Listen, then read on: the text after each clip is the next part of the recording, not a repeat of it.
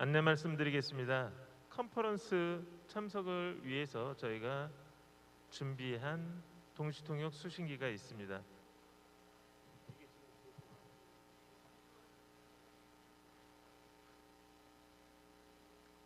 컨퍼런스 참석을 하시는 분들은 동시통역 수신기를 착용해 주시면 감사하겠습니다.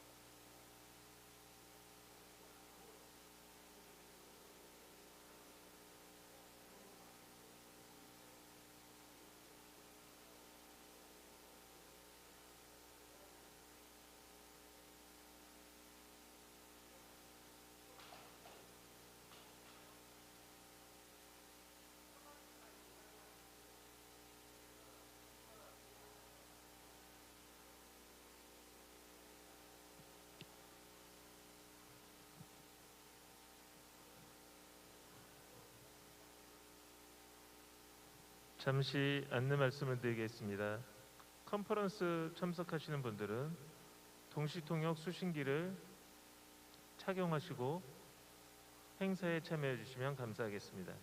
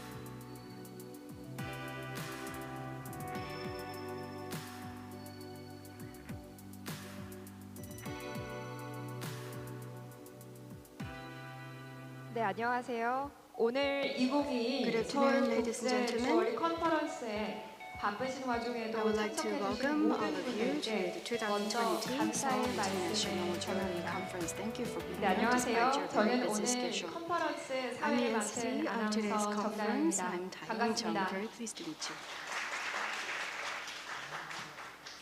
Welcome to the Seoul International Jewelry Conference. I am Joanne Chung, and it is a pleasure to be part of this conference. 그럼 지금부터 2022 서울 국제 We'll 주얼리 now 컨퍼런스를 begin 시작하겠습니다. 2022 Seoul International Jewelry Conference. 먼저 한국 주얼리 First of all, 산업진흥재단 we would like to 오효근 welcome Chairman 이사장님의 계획사가 Hyokun Oh 있겠습니다. of Korea Jewelry Today's Industry event Promotion will Foundation start for his with an opening opening remarks. speech by Hyokun Oh, Chairman of the Korean Jewelry Industry Promotion Foundation. 네, 큰 박수로 오효근 이사장님 Please welcome him with a big round of Please applause. give a big hand.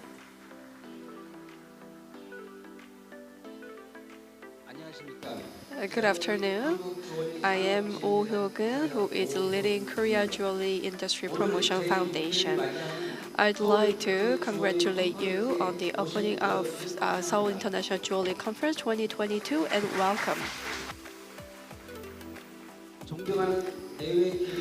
Honorable distinguished guests, today's conference is taking place in order to get understanding about the rapid changes in the jewelry industry after COVID-19 and improve our competitiveness and secure the confidence from the customers. And we are going to have 3 presentations today.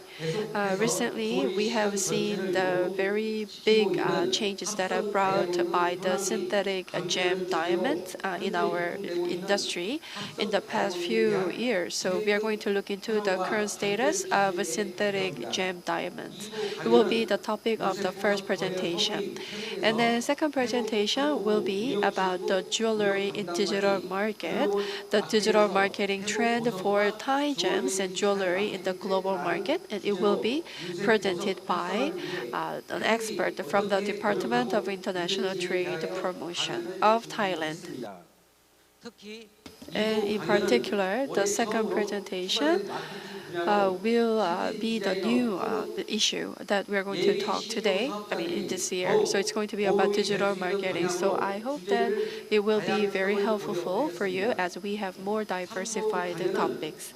The third presentation will be about Korean cases. So we will see the changes of Ruby and Sapphire in Korea and future prospects and challenges. So we will be able to see the history and changes of the Ruby and Sapphire industry.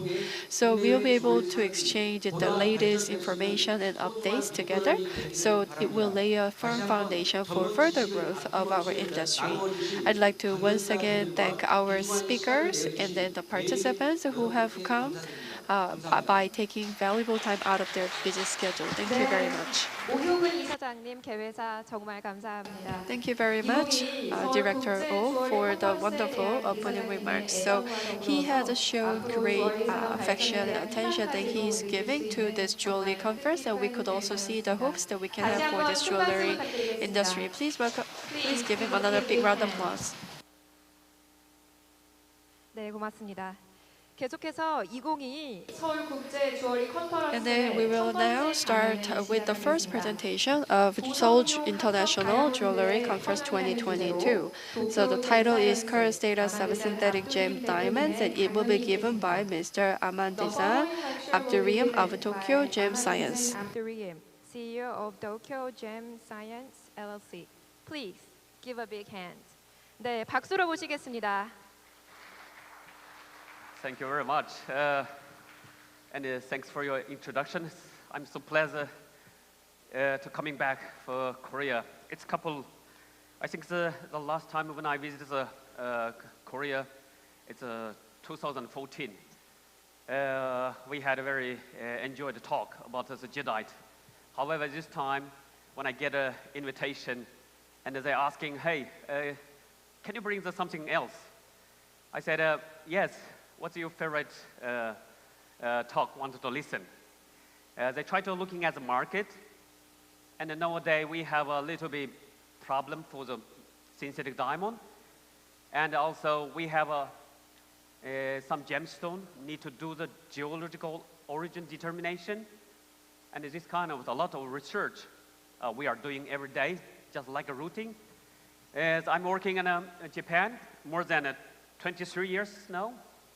I graduated from Beijing University in geology. And after that, coming to this Kyoto University, coming to my master and PhD, doing the diamond twin research. And after that, I joined the largest gem lab in Tokyo, and doing a lot of research for color stone and diamond and organic gemstone as well.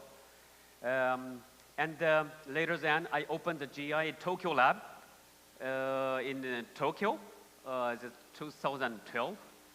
And now, I have my company, Tokyo Gem Science, and working with the GSTV, one of the professional gem channel, to check the whole production. So today, I try to give you a little bit a background for the synthetic diamond and the new information for the manufacturer and the current situation of the gem market as well.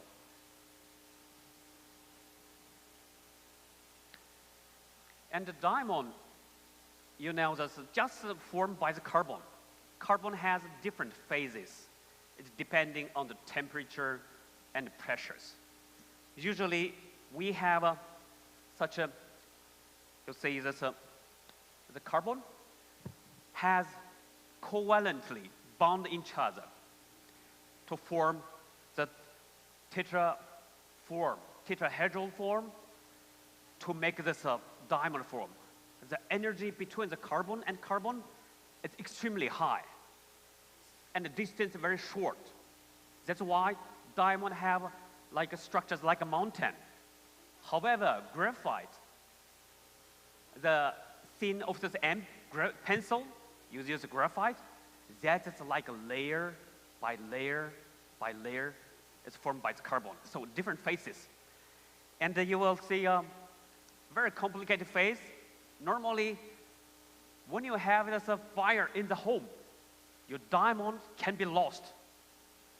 If there's fire up to 800 degrees, the diamond can definitely become the gas, like a carbon dioxide. You cannot never find the liquid of the carbon. If you heat the graphite up to 4,000 degrees, you finally get a liquid situation of carbon. Natural diamond, however, you need the very high temperature, high pressure. I will tell the ladies, you are so lucky to get the diamond. Normally, on the Earth's surface, we never can get the diamond because natural diamond is stable at a high temperature and high pressure. It's below 100 kilometers to 700 kilometers depth. So we have one kind of magma that's called kimberlite that bring up the diamond to the Earth's surface with a speed like a Shinkansen bullet train, extremely high magma. It explodes through the surface, then the natural diamond cannot be dissolved in a short time. That's why, ladies, it's possible to get the natural diamond. And synthetic diamond, absolutely similar with natural diamond by the physical, chemical, optical purposes. Because this is just made by the carbon. So it's definitely the several makers, they start from the 50s, right after the Second World War, and then start trying to make this a man-made material. There's a Sweden and a US company that create the first synthetic diamond in this world. And later then, General Electric, they try to improve the quality. They made it a gem quality for the market, but we didn't see any production on the market until the Sumitomo. Sumitomo, one of the largest gem material and the industrial material in Japan. They also created a lot of synthetic diamond. However, that's all for industry. No gem, no anymore. They created all different color, blue, yellow, and the colorless diamond, and send the sample to GIA for research. And the De Beers, in the same time, they do create the synthetic diamond to show their capability. And 1990s, that's the dramatic change. The first time to see the synthetic diamond from the Russia. And later then, Genesis, also a US company, they produce the such gem quality to the market. And later then, Chazam. Chazam also sells the synthetic diamond and also synthetic color stone as well. And now, we have a lot of production from the China, and it shows up in Tucson show in the US. That's a little bit problem for that. And I showed the first picture. This is the first production from the Russia. This is shows up on the gem market. And a very nice, intense yellow color, and they have a small size and a large size like that, and all properties is similar with natural. They call lab-grown diamond.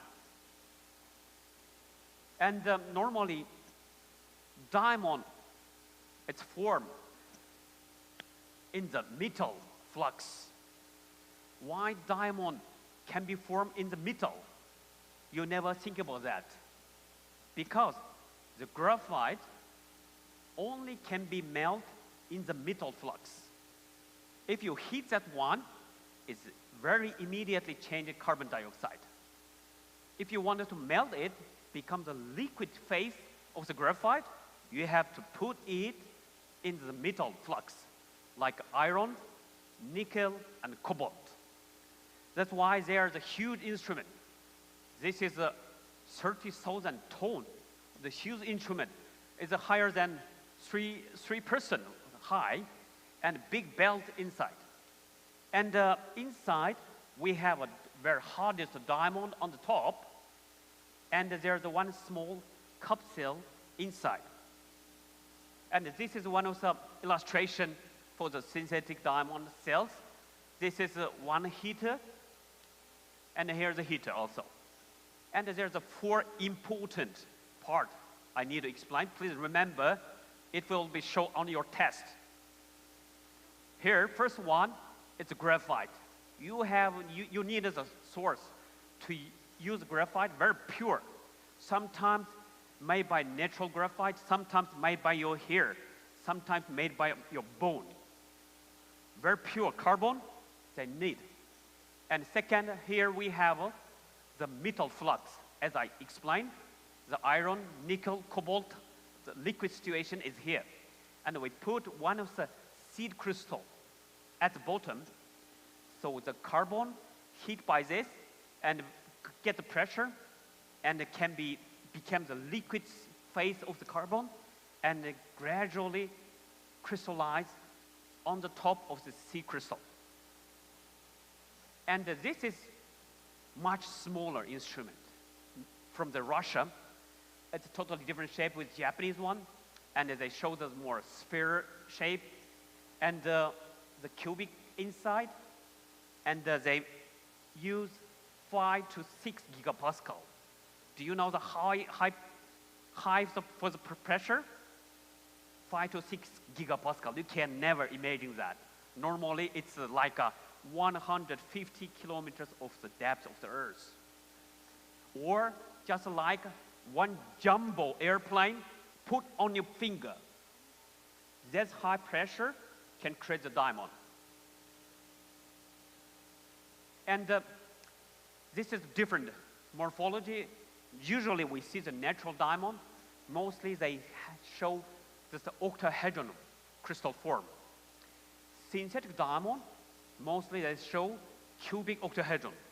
So normally if you observe, you look at the natural diamond between the synthetic, much easy to separate from their surface structure from this natural one.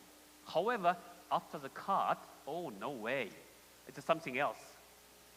So this is you see the synthetic diamond, they can make a very fancy yellow color, fancy orange color. And this is a synthetic blue diamond. They intentionally dope the boron inside to make a blue, like a hope diamond for natural. And also they can make this natural colorless. But take 1 month to create this colorless because the growth rate is very slow. The yellow one more faster, like 1 week. And they try to make a similar color as a natural diamond. However, to create the pink or other color, they need more treatment, like irradiation and heat annealing after the growth process to make an all fancy color like this. And as we see such a fancy, vivid yellow-orange color on the market nowadays, now it becomes a 10 karat large. And we see a lot of small stone, many size. And it looks like an industrial diamond. However, they show the more transparency and mounted on the jewelry. And synthetic diamond, normally, they show the yellow color like this. This is a 4 type of diamond. Please remember, diamond have 4 types. First, if the diamond includes the minor amount of the nitrogen, 1 nitrogen replace 1 of the carbon to form this yellow. Natural diamond also, they form, start to this 1B, like this, under the earth. So synthetic diamond, they also start with the same process. And gradually, when you heat up, then nitrogen can get together, aggregated to form 1A. The color becomes more lighter. So we see the 99% of natural diamond, like this type. Synthetic diamond is majorly the 1B. And we have other 2 without any nitrogen, like a type 2A, we call type 2A diamond. The price is higher than type 1A diamond, higher than this, because it's extremely rare. You find 1 piece from 10,000 of diamond. And the color is really pure. And we call this one no nitrogen type 2A diamond. And if you intentionally dope the boron inside, they can form as a natural, like a Hope diamond or Whistle diamond in the Smithsonian Museum. You will see the natural blue. However, the artificial synthetic diamond can be created the same color as well. Just to show you a couple website, you directly to visit the website to look at the gemesis. They are selling mostly like fancy yellow color, up to 4 karat. This company very honest to give a full disclosure, to say my diamond is a synthetic. And they do the inscription on the girdle. 100% disclosure on the market. And you will see the genesis. Sure, they sell the blue, pink, and the yellow. And around the 2 karat, lower than genesis. And they also sell the other synthetic, like a synthetic emerald, synthetic ruby. They're selling them together. And they do this full disclosure and make inscription on the girdle as well. This is very honest. That's good. And the company from the Netherlands, they start a little bit later. I think that it starts from 2014. They try to make a more colorless. And they also have some fancy yellow, orange, and blue, like this. Normally size is below this 1.5 karat. And they sell the near colorless. The price, it's 15 or 40% less of natural diamond. Even not coming to half price for the natural, it's still high, I think. And every day in my lab, I check out the synthetic diamond. Mostly it's all in the milli size. As I'm definitely sure this kind of small synthetic diamond, all from China. So they never give you disclosure. They never have an inscription on the stone. The old stone, synthetic diamond, when they made, send it to India. The India, small family, kids, they cut the diamond and mix with natural and import to everywhere. Oh my God, so you will have a mixing like that. And I will introduce, this is two provinces in China. They create this gem quality diamond. Before the 2011, they are the major industrial diamond. They just create industrial use diamond, the cutting the glass, and to use other purpose. However, they try to make more money to improve the instrument to create the more diamond like this. And I will introduce in this Henan province, this one is big province, they have 3 major manufacturers and plus 10 small manufacturers. It means 13 manufacturers create the diamond like this. And this is list for largest 3. Please remember, this is one of the Huanghe, Whirling, this kanji. And the second one is the Sino crystal, and the third one is power at Liliang diamond. They create a small size, like a 2 millimeter size of the crystal, very small. After the cut, oh, it's down to 0.1, even down to 0.001. It's all, when you drop that, you couldn't find it, such small. And this province in the north, in Shandong, they create a much larger, like up to 7 carat for the size, majorly the colorless. So let me explain a little bit for this Henan province. This is the very largest area. And this is important area, the largest 3 populars, and the 5th largest economic province in China. And they have a very old city, has been fight each other in the long time ago. I see it's some dynasty. And so that's why this is very famous for city town in this province. And you look at their manufacturers, tremendous, countless instruments in this manufacture, the large, very large, a lot of diamond, high pressure instrument inside. You see 3,500 high pressure instrument in this manufacture, and among them 1,000 instrument used to create the gem quality diamond. So how many stones they can create like this? 5 days, they created this number, 105,000 pieces, and 41,000 carat, 5 days, just 1 week. It's a huge amount, but it's all in the melee side. You will see it like this, the Chinese secret. And after the cut, looks like this. And the smaller, minimum usually it's 0.1 and up to 0.52, like this range of the synthetic diamond. Okay, so do their color, it's all colorless? Wait a minute, not really. They have colorless diamond, also they have a slightly different color hue, like this. They have a small amount of boron to create a bluish color. This boron, it's not from this, not intentionally added. It's just from this metal flux as impurity. So they can create a slightly bluish, and when you have nitrogen, of course, always create a yellow color. And these two, they have slightly greenish and brownish, all due to the nickel.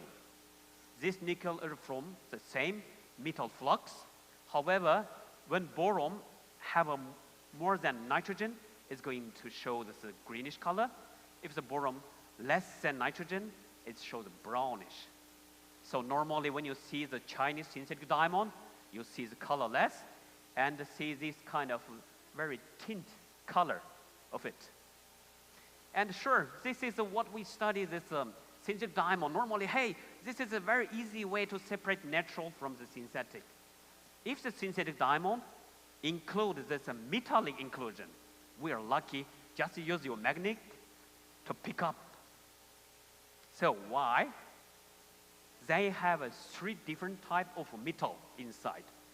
Please remember this, huh? Maybe later we test it. So this is like a tube shape. This is a metallic inclusion inside. They show the luster also like a metal. Under the microscope, you can immediately recognize that. If the diamond does not include any metal, so your magnet is useless.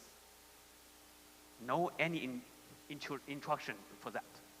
And we have another two. It doesn't look like a metal, looks like a dust type, and also some like a pine tree branch, like this. So this is all metal inclusion as well. And I tried to introduce one of the simple instrument. Nowadays it's selling in Dabias, also selling in China. And the cheapest instrument is from China. That based on Dabias instrument to create this Gliss 3000 phosphorescence instrument. Please remember this instrument. If you use the buying or selling a lot of diamond, try to pick up the synthetic diamond. I definitely suggest you to buy this instrument. It's like a 10,000 US dollar, like around. You can put the whole jewelry inside, and you will see how does it look. You look at this jewelry, and the three pieces, it's synthetic diamond. By microscope or naked eye, you never can find it. However, you put this diamond ring in the instrument, and it shows a very strong phosphorescence, like a greenish blue color. This is very important to pick up this kind of strong phosphorescent stone. First, you have to pick up that. And if you have a bunch of the loose stone, all right, you can put it together at the same area. This is a 3 image can be took by this instrument. This is visible photos. This is the fluorescence photos, and this one is phosphorescence. Normally, you see when you use this strong long wave UV light, you will see the natural diamond mostly shows blue and yellow fluorescence. However, the synthetic one doesn't show any fluorescence from China. That's good. And after you switch off the fluorescence UV light, then you will get the phosphorescence light from the diamond. This is, I can say, almost 99% of the synthetic diamond from China, they show this kind of strong blue-green phosphorescence. That is give you one signal to pick up that. And this is a overlap between the visible photos, so you can exactly define where is the synthetic. Again, jewelry, again, the 3-piece, the 5 pieces are synthetic. Can you tell that? No. So normally it's the lab people, gemologists will test that. And we have the Dabias instrument. Also we can looking at the growth structure. Natural diamond is totally different with the synthetic diamond. Synthetic diamond is grow in the metal. As I said, metal flux. They have a very stable structure, like an octahedron and a cubic direction. So this is kind of growth sector can definitely show you the difference between the natural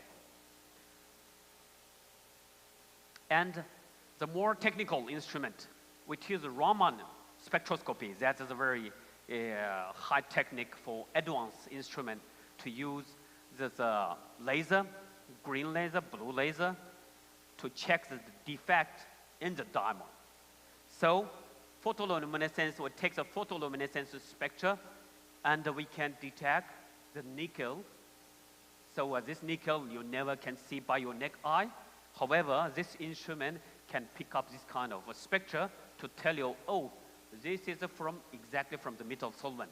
You can 100% diagnose this one is a synthetic as well. And it's on the market always. It's extremely. It's just start from before this pandemic, COVID-19. It was 2018. JCK always start first, and they had more than 30 exhibitors to selling the synthetic diamond. I never saw so many manufacturers they start to selling the synthetic diamond. Surprisingly, this is a list. Look at this. The U.S. company is a 16 exhibitor, and 6 companies are selling HT synthetic, and 8 companies are selling the CVD diamond. And you see the Hong Kong manufacturers the 3, China the 3, India the 5, Belgium, Russia, and Canada. So this is the booth number, and this is all the companies. They are selling the HT synthetic diamond, and they're also selling the CVD diamond. This is a really big amount. And look at their production. Okay, so the Russia new diamond company, they're selling very pure type 2 diamond, the size up to 10 karat. And you catch the color, E-color, it's colorless. And almost it's very slightly included, very minor inclusion.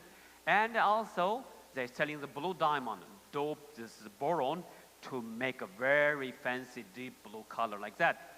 And you see that China manufacturers, this is the second largest in the Henan province, Sino Crystal. They're selling the colorless and the yellow diamond. And Hong Kong company, they're majorly selling the colorless. I'm 100% sure the Hong Kong company, they're selling the production from China. I don't think they have the manufacturer to do it. And looking at other booths, they're selling the CVD diamond. CVD diamond, I will explain later. So you see, we have the US company, Washington Diamond. Now we have a unique lab-grown diamond from USA and a pure-grown diamond. This is all made by the CVD process. And they have a new colorless, it's such a very fancy pink color, and they make a very extremely colorless diamond as well. I didn't show the photos here. So, and this is every year, the exhibitor, producer becomes more and more. Let me show this numbers. Every year, we have such market scale of the gem industry. They're selling the price 80 billion to 100 billion. 1 year we are selling the natural diamond and included synthetic diamond. However, the synthetic diamond, it's just at the moment several 100 million. And the natural, oh, this is a dance, okay. Every year we're looking at the Argyle mine, we get Botswana mine, looking at the other Lesotho mine, and we include the whole natural diamond production. Every year, we just have 142 million carat for rough crystal. And synthetic diamond is 4.2 million. And it's mean, it's sheer 3% for the whole diamond at the moment. After the couple years, after 2030, it's going to the 10%. More and more synthetic diamond comes up to the market. Be careful. And I changed my second talk to the CVD diamond. Maybe some people already know the CVD diamond.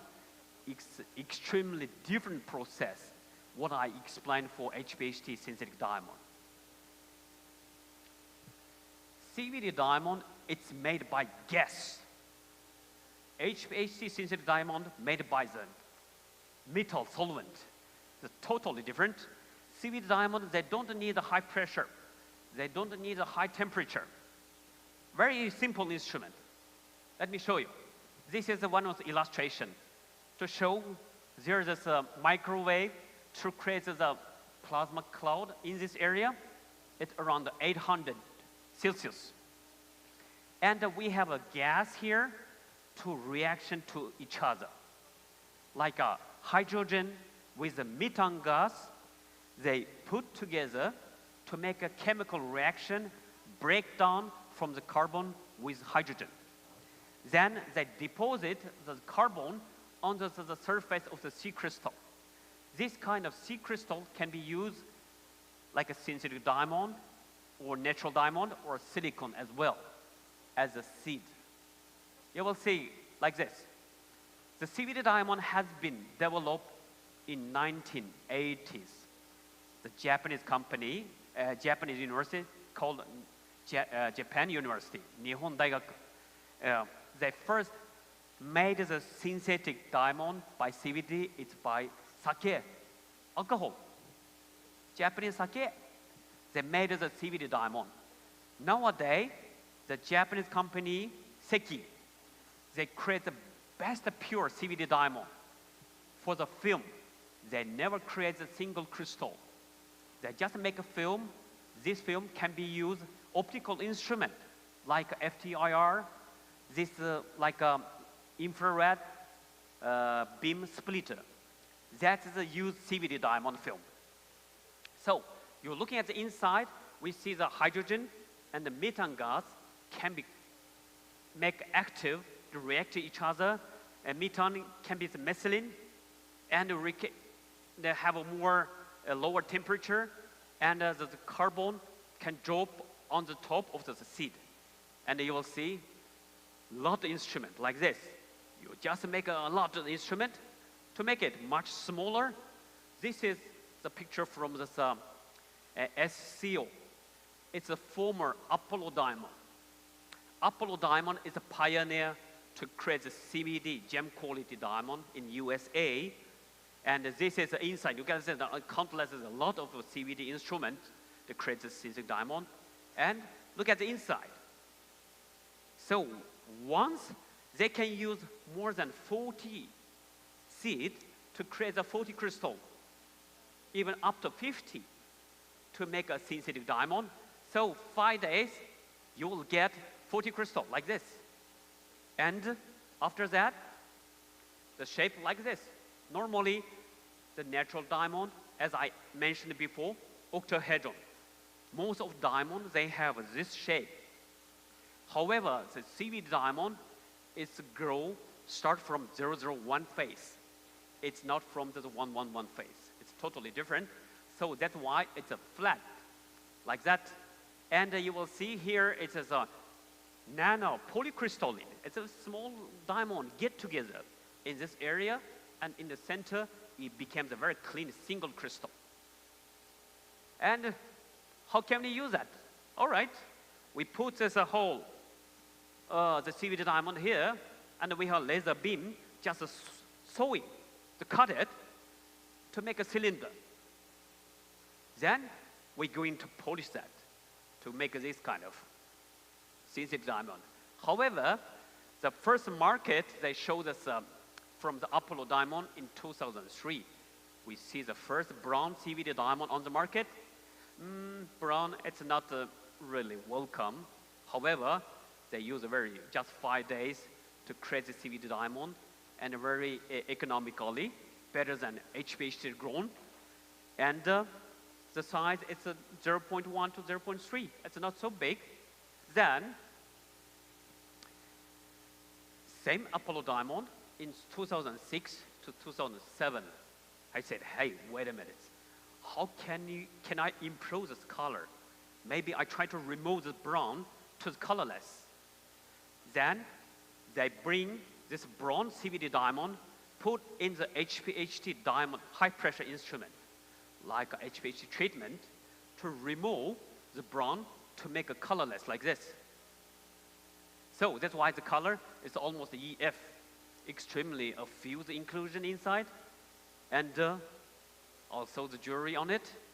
This is a very, people start to buy it. Mostly they promote in the USA as well.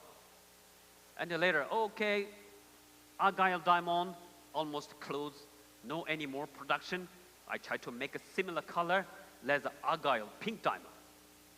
And they do the irradiation, then anneal this diamond up to 1000 degrees to create this kind of pink. So CVD diamond originally start from the brown. After the treatment, they can make a colorless. After the irradiation and heating, they can make a pink as well. And this is Genesis, another Genesis. They also create a lot of HPHT synthetic diamond. They start to create a CVD as well. And they do the more larger one after the cut, the size up to 0.9 carat. It's a little bit bigger.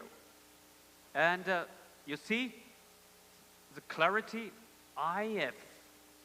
Ooh, you cannot find any included inside. Very pure, extremely high technique. And I try to make a blue as well as HPHT. I dope the boron inside to make a CVD diamond. So all colors there, and they can start from brown to make a colorless, and some yellow or the oranges. And this is De Beers. They use their own technique to create the CVD diamond to show we can also create the CVD diamond, but we don't sell. We just show our capability, can create all different color of the CVD diamond, like that. This one of the example. The jewelry also include one piece of CVD diamond. Can you check that? No way. Even the naked eye or microscope, no way to tell that. Normally, when you see the CVD diamond, right after the grown, you will see this kind of the dark graphite-like. This is non-diamond carbon. It's not like a diamond structure. So you can see the pinpoint of like this. This is the first production. However, when you look at the IF CVD diamond, you never can find this kind of black inclusion. And when you're going to look at the diamond under fluoroscope, different light wave, under fluoroscope, you will see the bunch of the refringents like this. It's because of their growth is so fast, they have a distortion. So you will see this kind of very strong birefringence. So fluoroscope help you to see this. This is maybe the CVD diamond. 1 minute, you have to stop that as well. And another technique, how to find the CVD diamond. This is a diamond view instrument, as I showed before. You can look at the internal growth structure. As I said, every people have a different fingerprint. When you climb, you go into this gel, they put 10 fingers to recognize you are. Diamond also have a different fingerprint. All natural diamond never show same pattern. But the CVD diamond, interesting. You see they show the very strong red fluorescence. Oh, well, you never see such strong red fluorescence. Argyle pink diamond, they show a little bit weaker than this. And this, we try to see the very tiny growth structure. It's difficult to see. Let me go from the side view. You see, layer by layer. This is definitely, I am the CVD diamond. You never see the structure in the natural. You never see the structure in HPHT synthetic diamond. The different growth structure, different environment. So this one, it's help you. Very important. However, as I said, CVD diamond mostly they show the brown color right after the grown. They try to remove the brown to make a colorless. Actually, this red fluorescence very help us to pick up the CVD diamond. It's very interesting because natural diamond never shows this strong red fluorescence to help the lab gemologist to pick up that.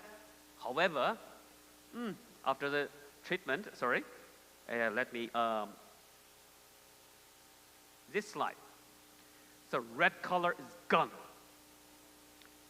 destroyed by HPHT process.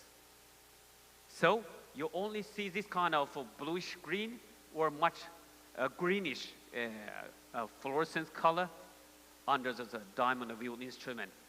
So you never can see such a red color anymore. After the treatment, your CVD diamond never shows a red color. Please remember that. So, and lab people, sure, we definitely use a lot of instrument, optical instrument. You see, this is FTIR, the infrared range. CVD diamond, they show there's a hydrogen. So the hydrogen at 3,100 23 wave numbers in this area. Natural diamond, 3107. This is very important to tell you the differences. It's slightly, very close, but it's different. Natural diamond never shows this one, and the CVD diamond never shows this. But after the treatment, after the CVD diamond treated by high pressure, high temperature, this will be gone, disappear, and show the same structure with natural diamond. It shows this same peak as well. So I don't say this is 100%. If you detect this one, lucky, this is the CVD diamond. If without this one, you just have this, you cannot say 100% is natural. Be careful. After the treatment, this one shift to here. So this is problem. And this is 100% tell this is by the photoluminescence, as I explained. It's the wave numbers, it's near the 736. They show the silicon with vacancy, minus.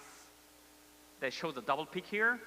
And this one, it's unknown defect. It's near the 596. They show these two double peaks. So on your photoluminescence, if you detect these two peaks, 100% is synthetic. So this very help us. And the synthetic diamond, it's have all colors and the size going to up 2 carat and clarity up to the IF. So they become the more commercial production day by day. So in India, after the USA, India will become the major country to produce a CVD diamond. The China is a major to make a small synthetic diamond in the world nowadays. So I will thank a couple of my colleagues when I work with GIA team, and this is a Central Gem Laboratory. They offered a couple of photos for me, and also very strongly thanks to this Industry Support Center to invite me to come in here, and also thanks Hami to have a good dialogue with me. Thank you so much. This is my talk.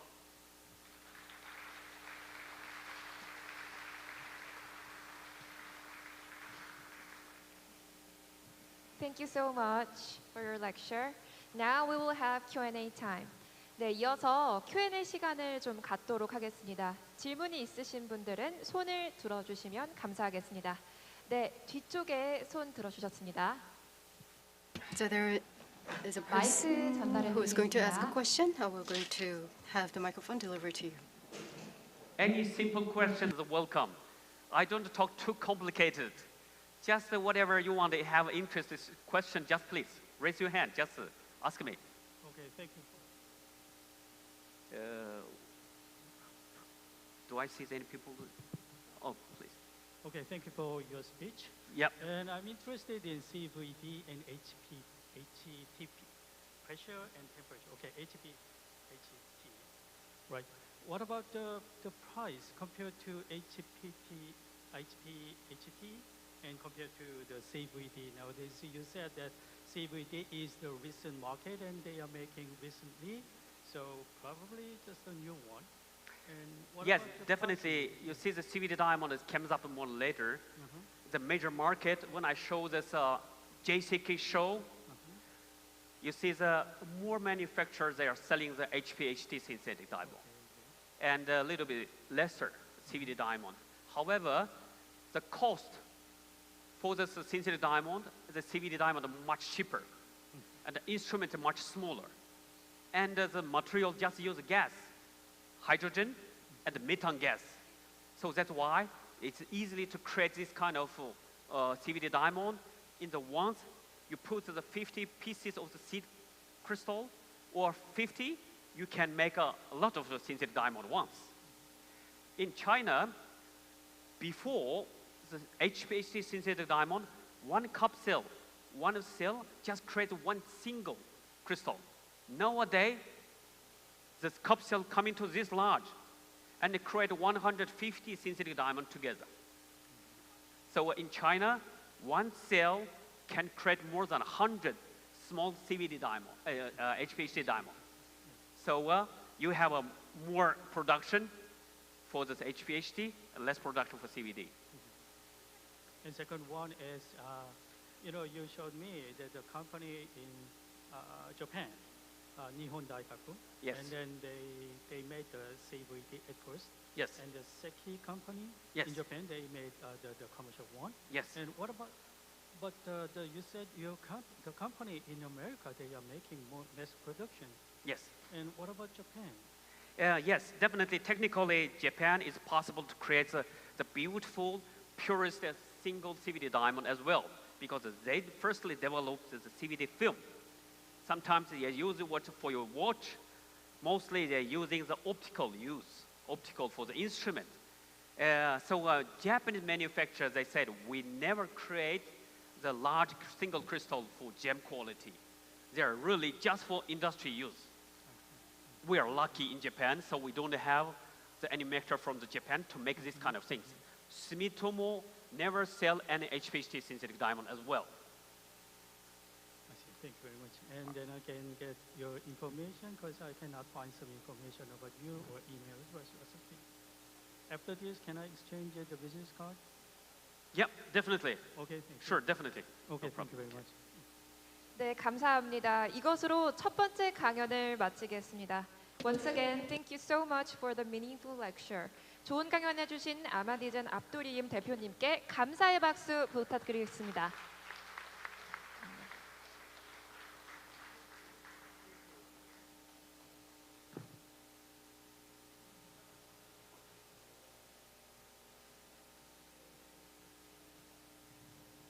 네, 휴식 전 잠시 안내 말씀을 드리겠습니다.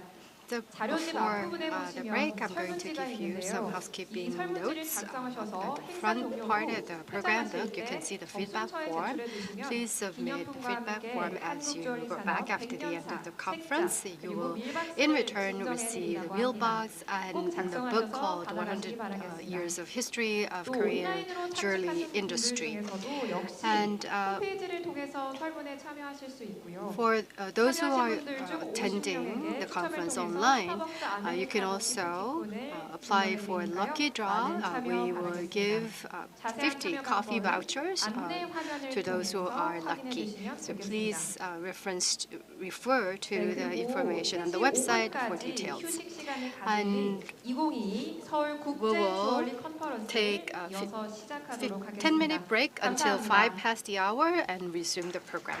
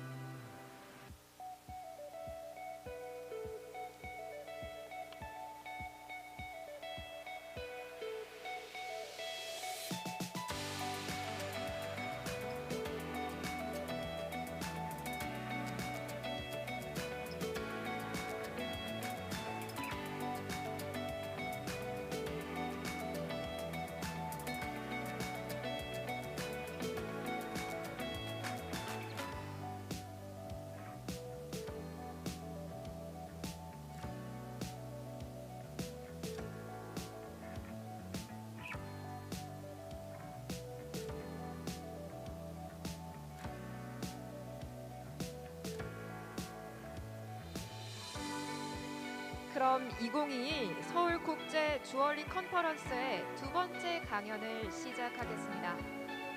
디지털 시장에서의 주얼리, 글로벌 마켓에서 태국 보석과 주얼리의 디지털 마케팅 트렌드를 주제로 니라몰 창앤참 태국 상무부 무역진흥국 담당관님의 강연이 있겠습니다. Please allow me to invite our next speaker, Niramor Chang-en-cham, Director of Department of the International Trade Promotion. Please give a big round of applause. 네, 큰 박수로 모시겠습니다.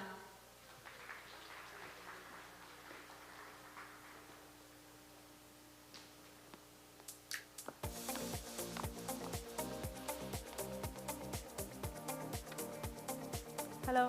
Okay. Good afternoon, everybody. Thank you for having me here today. And I'm Niramon Chang-en-cham, and I will. My topic today will cover about the jewelry in digital marketing and how Thailand use the now jewelry trend to communicate our jewelry and gem industry to the global market. First of all, let me tell you a bit about the gems and jewelry industry. Gem and jewelry industry, first of all, the consumer. The consumer, traditionally, the consumer mainly are the one who wants to go to the traditional store. The traditional store, the physical store where you can try on the products, where you can choose, where you can have a closer look because it is very expensive product, right? So everyone must want to try on the product first before they're making the decisions. And also the ambience and the atmosphere, the sales service will boost that decision-making process. But now the trend is changing because after the pandemic, the new normal become the next normal and will become the permanent behavior of the people. So it means that the trends are changing. You can see that now people were buying and shopping online more, and the trends are changing according to lifestyle changing, according to the consumer changing behavior, and the trends of the customer now cannot classify by age anymore. You can see in this picture that old lady, she is not classified by age because she consumed a very young product. She consumed very trendy, fashionable clothes, and also maybe this type of people, she used social media, and also she's used to the technology. So this means that we cannot classify by generation X, generation Y anymore. The trend is changed, so we classify the consumer, the new consumer, by their interest, by their behavior, and also their desire. Because as a function, jewelry doesn't serve any function or the basic needs. Jewelry serves desire. It makes people who wear it feel better about themselves and representing themselves. So after I researched about the trends for the next years, I classify the jewelry buyers into three types. First of all, the wearer. The jewelry wearers means that you buy jewelry and wear it to representing yourself, representing your style, your emotional, your faith, or even your gender. You can see that in the same group of people, the same group of friends, even they are a close friend, a best friend, they are not in the same side. They use or they consume the jewelry relating to their interest, their lifestyle. So this is the first group is the wearer. The next group is the collector. A jewelry wearer also somehow become a collector. For those people, for this group of people, the money is not their problems because they buy jewelry according to their culture, their desire, their passion, and their motivation. They want to buy something that is rare. They don't care even how much it is. They want to find the best one that is fit with other collection they already have. The next group is the investor. Some people buy jewelry when they achieve something, when they graduate or when they got married. That jewelry could be their asset in the next future. So right now it's quite a lot of inflation. So maybe they turn in that achievement into the asset, and also the asset could pass on to your next generation, and that's how the investor look at the jewelry buyers. And also, after we know about the new group of customer, now let's take a look at the product. The product also has to change, has to serve the objective of lifestyle, have to serve their interest. So the product is not just a wearable object, the fashionable object, but the product needs to have this quality. First, it has to have a functional. So we can see that now we are doing so much online meetings. During the pandemic, we use technological more closely, and also this is the next trend for the jewelry designers should follow, because we are using the variable technology such as airport and also the rings and also the necklace. In that middle photos, the necklace is from the Life Urban. It is the necklace which is a smart jewelry, because it's just like Apple Watch. You can see that this jewelry, they can collect your calories, your step, and also your sleeping hours, but you can wear it and make it beautiful as well as it's functional. So this means that also people can wear the jewelry and have more than one functions. The next trend is unique, diversity, openness. The customer right now, they are diversifying. They are open and boundless.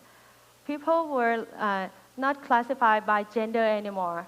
They are unisex jewelry, and also we are prone to metaverse era. The futuristic and the surreal themes are coming up right now. So people were not judged by the jewelry. You can be avant-garde, you can be surreal, but even it represents yourself, it's unique, so people will buy that. And also this is also increased more value.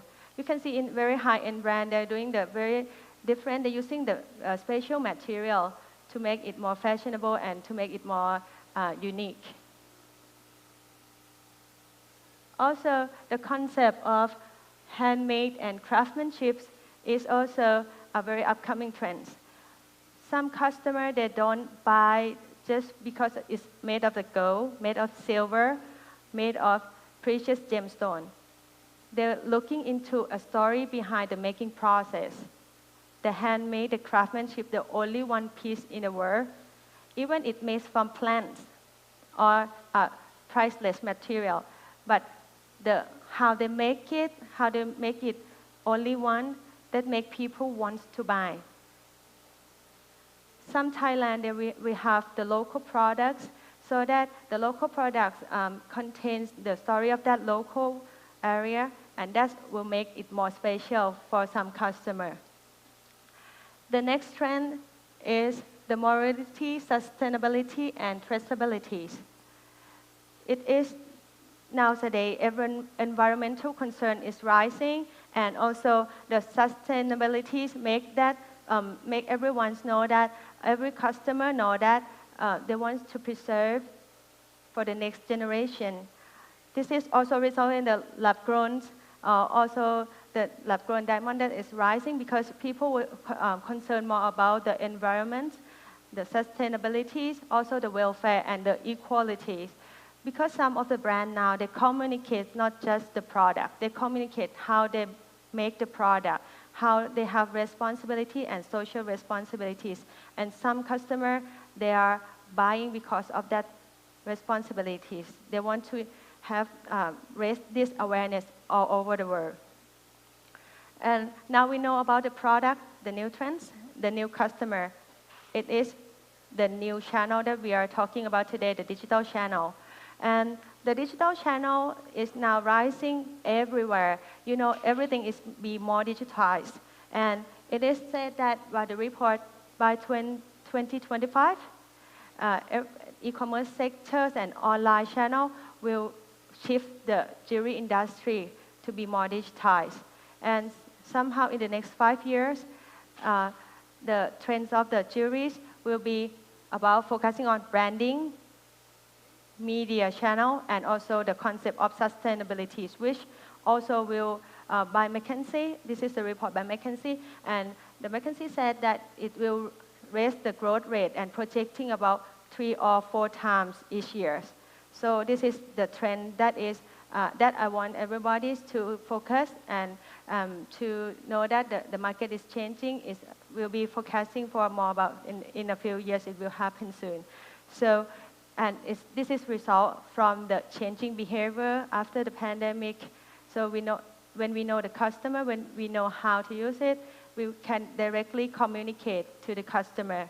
And about the gem and jewelry industry in Thailand, we are using digital marketing to raise the awareness of Thailand gems and jewelry because during the pandemic, every mall is closed, is locked down, but the only thing that could not be locked down is e-commerce sections, the digital and the social media. So this is the way to communicate fast, access directly, and it will raise the global awareness in very short times. In Thailand, luckily we are in the phase of becoming we wish to be a gem and jewelry trading hubs because right now we are one of the leading exporting gem and jewelry countries in the world. So luckily we have 3 strong points, which is first, we are one of the world's largest gem and jewelry exporting countries.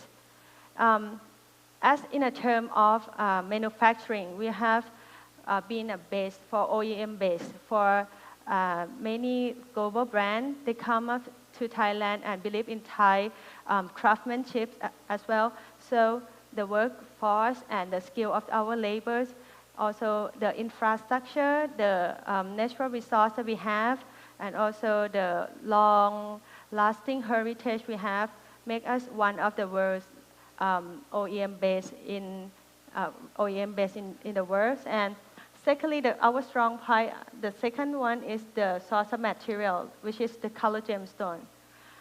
We have the gem cities called Jantaburi. The city is profound with gems and jewelry artisan, and also they pass on their skill and their legacy to the younger generation. People come to Jantaburi in order to travel for the natural resources and also for the buying and trading jewelries. And another strong point, we have been recognized for exquisite local craftsmanship and a great service mindset. You can say that I can say that almost like 80% of the rubies all over the world travel to Thailand in order to make a gemstone enhancement because our craftsmanship, our artisan, so then they re-export to other countries as to make a setting. So this is our strong point. And we would like to communicate this strong point to global. Then we come up with this campaign, and let's take a look.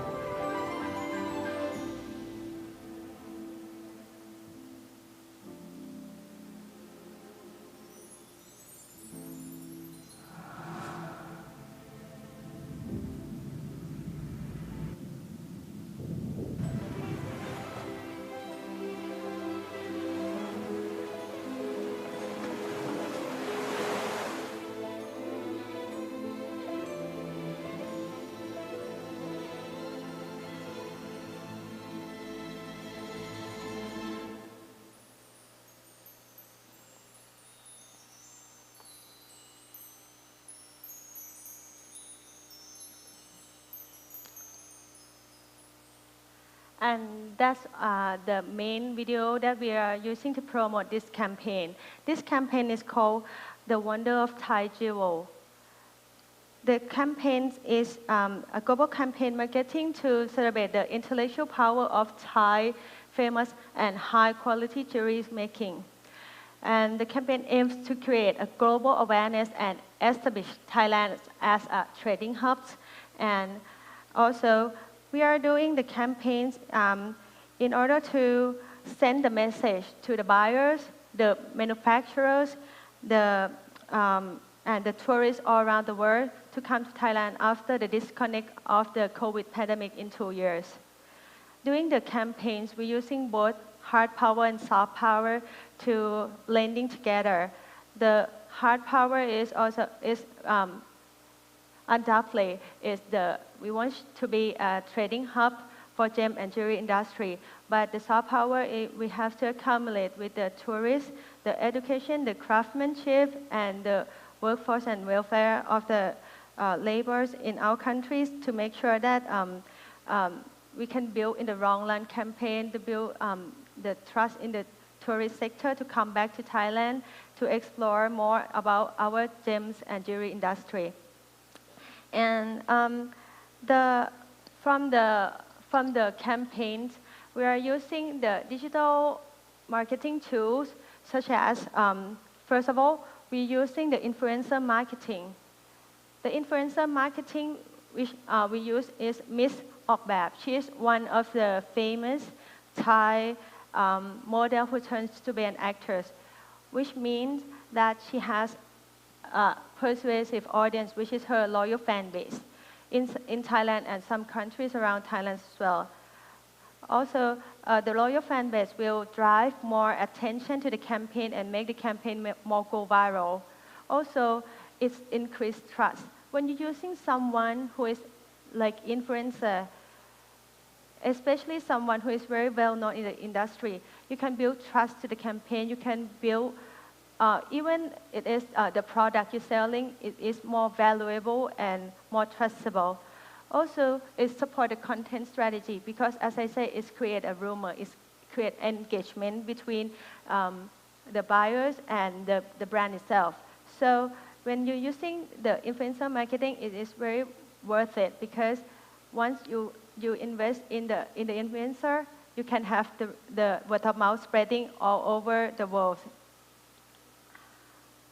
Also, we do the content of the video marketing. We're not doing just one main video, but doing a series of fashion videos. All the videos connect and link with the highlight that we are very profound of ruby, sapphire, or gemstones. So we want to highlight that we have the blessed natural resources, and also we want to add more value, add more content to our products. And this is to make sure that everybody understand that the gemstones are truly precious and also rare. So that's create more value to the products. And the 5 video we are doing is you can find it in our website, and which I will tell you later on. And also the video which is very in a series, the video is very effective way now because people were using the video to communicate more than editorials or banners or the old traditional medias. Video can communicate directly and easy to understand. It's connect with people because in social media you can see that many social media platforms they shift to have more video and sessions such as YouTube or Instagram or even TikTok. So you can see that video is very powerful right now. Doing the videos, you can share, you can send it to your friends, and easy to understand. Therefore, the secret of this campaign is all the series video. One more thing. The video also correlate with the website SEO, which is when the website get more visibility, more engagement, people will come on your website more and learn more about your brand, your products, and also it's increased customer engagement. That is how we do it. We create video, we create content, we expand it all over the fan base and create share abilities. Not the only way that we do the digital marketing by videos, by influencer, but also the traditional media is also very important. The traditional media, such as poster, such as banner, it is very important to get the attention from people outside the social media. We do the videos in order to have a content, but to gain the new people who walk by, who travel by cars and see it in the, on the train, on the car, on the billboard. Also get new customer, get new attention to your campaigns. It has to support by each other, both video, both online and offline. So it needs to be working together in order to create more viral, create more awareness to the campaign. And next is also the progressive web page. As I mentioned earlier, the web page needs to be responsive, needs to be updated, needs to be friendly in every platform. Even you're using iOS or you're using other platform, you're using iPad, you're using other tablets, it has to be in very beautiful when you see the web page, because web page is the one-stop page that gather every information, because it's the way that people will look for another information, another campaign, the continuous campaigns. And also we put our film, the series video film, inside this web page as well. And also the trends that I mentioned earlier is also in this web page. We update the trends and we make it like communities for gem and jewelry industry that we can share and we can talk about gems and jewelry around the world. And also this web page is also linked with our virtual trade fair. Because of the pandemic, during the 2 years pandemic, we cannot do the offline shopping, so we are shift the offline shopping into e-commerce platform, which we gather the every exporter in Thailand, almost every exporter in Thailand, to come up in this platform that we can share and interact. Some might say that the obstacle of online shopping for jewelry is the customer buying jewelry itself, because the customer, they don't have a chance to try on the products. It is hard to make decisions. So we are doing the video conference, not video chat, so that the customer, the exporter, and the buyers can also see their faces and can show the products. The secret of selling products, especially jewelry online, is the pictures. You have to have the clear pictures in order to attract the attention of people. But somehow is some people are worried about the intellectual properties, the designs. So we are create the channel, which is the secret channel for the buyers who would like to see more in detail, to have a chat, a video chat, or even a chat, or leave a message, or leave contact number, so that the exporter can contact them directly and send that potential customer with their catalog. So this is a very useful tools in the time of crisis. Because of the rise of the e-commerce, we cannot just stay and do nothing. We have to do one more channel in order to maintain the connections. After like beautiful image of the jewelries can help one customer and tell another customer to come. If you have one good content, it will also lead you to the big sales. And also, during the pandemic, it is the way to reconnect and grow your business at the same time. We are doing the virtual trade fair.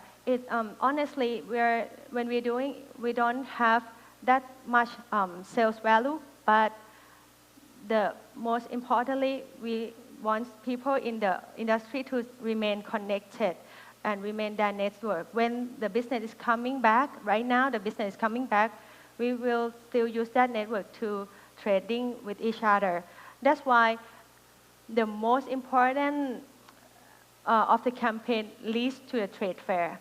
In Thailand, we're having Bangkok Gems and Jewelry Fair, which is one of the world's leading gems and jewelry trade fair. And we are doing it for more than 30 years in Bangkok. And after the pandemic, the people, the exporters, the importers all around the world, they're coming to Thailand to exhibit in the show, which is very successful because in the last September, during 7 and 11 of September, we have more than 1,000 exporters and 17,000 buyers all around the world coming to exhibit in the fair. In the fair is opportunities for everyone in the industry to interact and to meet in face-to-face. It eliminates the trust issue. The trust issue in virtual trade fair was eliminated by meeting face-to-face, and also it will intrigue the buying decision to make it even more fast. So coming to the trade fair, we have both seminar, we have auctions, we have anything you could think of when concerning about gems and jewelry industry. We have every categories, and also we would like to, I would like to tell you guys that we are doing it again next year. If you guys are interested, you can go to the website bkkgems.com in order to apply for the next fair. We are registering right now. It will happen in 6 to 10 September next year to have you guys prepare your time for traveling. We are having all facilities to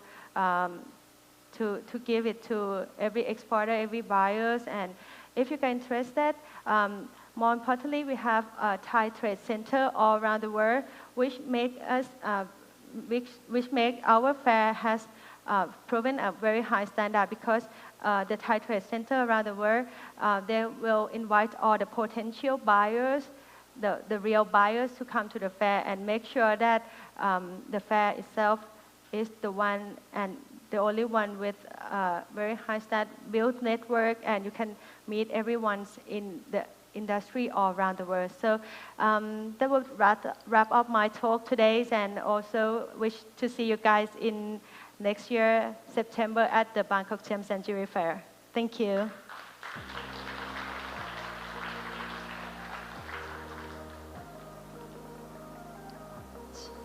Now we will have Q&A time. 계속해서 Q&A 시간을 갖도록 하겠습니다. 질문이 있으신 분들은 손을 들어주시기 바랍니다. 네, 뒤쪽 마이크 전달 부탁드리겠습니다. Yes, attendant in the back. Thank you for your speech. I'm Choi Kyung-ho from the Neural Highway, and I have a technology about artificial intelligence, and I have some smartphone video streaming service into the jewelry. And you said you have some video marketing in Thailand, and you have your own channel, like YouTube or TikTok, what you said? Yeah, we are doing the campaign right now, and we are just starting the campaign, and this is the first place that we are PR the campaign. So we are trying to do also that we have a YouTube channel for the fair, but also the industry is very new. We're just starting the social media for the industry. So if it's launched, it will connect it with the fair. The social media of the fair, you can go to the Bangkok Gems, you can search Bangkok Gems and Jewelry Fair, and you can see these campaigns as well. Or you search the Jewel Wonder, Thai Jewel Wonder. There's also a channel for that. Yeah, also, and I heard that I have some partners in Vietnam and Thailand and Hong Kong and Japan. They will come, and you know, they are interested in new digital marketing and new digital technology combined to jewelry. And you have some companies in Thailand, they are making some new technologies in there? Sorry? Sorry, The kind of- new technology companies in Thailand. Like new IT technology or artificial intelligence, because I want to join the company. Sorry, I cannot hear you clearly, sorry.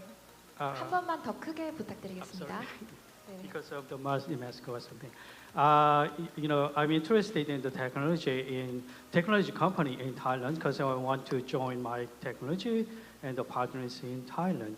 And so, can I find some information about the technology companies in Thailand in somewhere like homepage or something? In Thailand, I think we have one, but let me check it for you later. Is that okay to have it and send the contact for you later in Thailand? So after this, can I exchange the business card? Sorry? Can I exchange the business card after this session? Sure. Okay, thank you. Thank you very much. Thank you. 네, 감사합니다. 더 질문 있는 분은 Any other 손을 question? 들어주시면 If you do have a question, 감사하겠습니다. please raise your hand.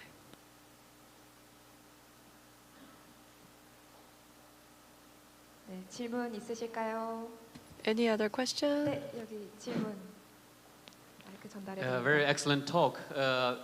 We know that Thai is a very important import and export jewelry countries, and from the resources and jewelry design, manufacturers, even cutting or heat treatment companies, a lot. So I know that the countries really support this kind of industry, and you just start this digital market to make promotion for Yes.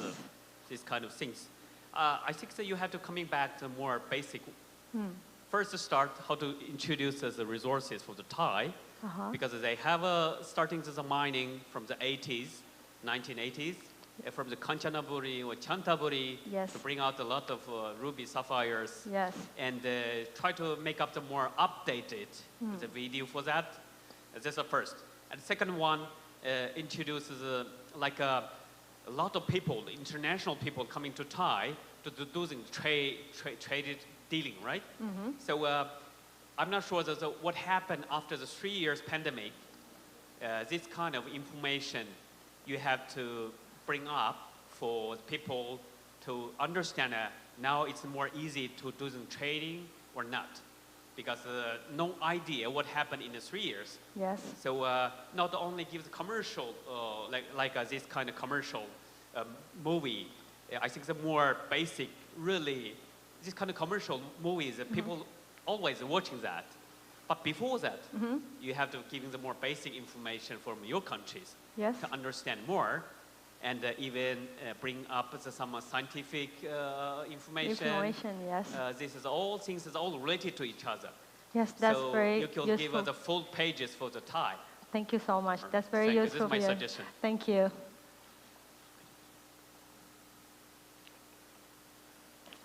Is everything answered? Okay, thank you. 더 질문 있으실까요? Any other question?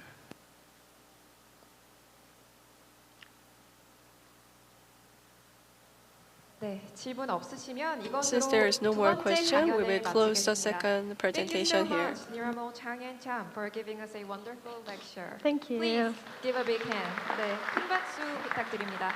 네, 감사합니다. 이어서 2022 서울 국제 주얼리 컨퍼런스의 마지막 강연을 We will now 시작하겠습니다. proceed with the last Finally, presentation. 영철 Kim, Korea-U.S. Jewelry Appraisal Board Director, will give us a lecture. 한국에서 루비와 사파이어의 변천과 향후 전망을 주제로 한미 보석감정원 김영출 원장님의 강연이 있겠습니다. 무대로 모시겠습니다. Please give a big hand.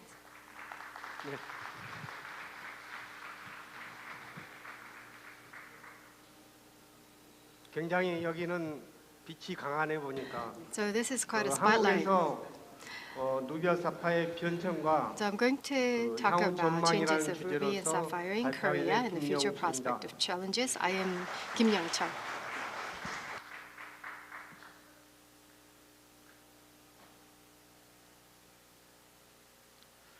지난 2월에 창립 40주년을 맞이했습니다. So Hanmi celebrated 40th anniversary in February this year. So we came to this barren land and tackle this new realm of gemology. And during the 40-year-long history, we have reached a lot of achievement. And I would like to thank Seoul Jewelry Industry Support Center and all the related experts and professionals for giving us this great opportunity to continue the celebration. Prior to this conference, I had a book publishing party for the book Jewelry History of 100 Years in Korea. So that was also a very pleasant occasion for me, and I'm delighted to give this presentation to you. So including SCI papers, I have authored 198 papers in literature, and as of today, I'm going to add one more to reach 199. With this academic papers, we are validating our gemological expertise, and I believe continuous efforts on those fronts are inevitable part of what we do. So let me briefly introduce Hanmi Gemological Institute Lab. So around 1970s, late 1970s and early 1980s, different gemological institutes and labs started to be established in Korea. So we have three pillars: service, R&D, and standard setting. We are operating almost like a control tower for the jewelry industry in Korea. In 2005,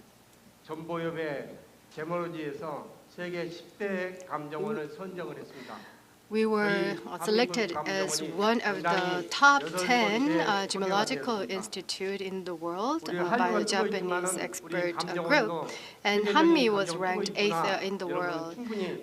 So I think the Korean people can feel proud that we have world-class gemological lab established in Korea.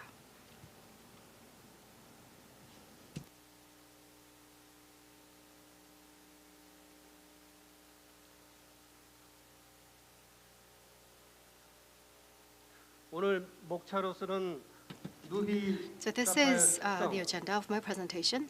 I'm going to first talk about characteristics of Ruby and Sapphire, and I'm going to also talk about the production and synthesis of Ruby and Sapphire in Korea, key issues for identification, for synthetic, heating, and origins.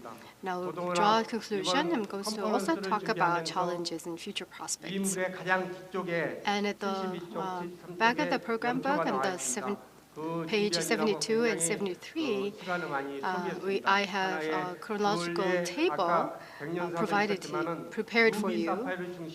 And it took a lot of time, to be honest. And all the details regarding Ruby and Sapphire in Korea are condensed in there. And one thing missed from the table is in 2004, ruby were identified and mined in Nigeria, and that was missing from the table. So please take that into account.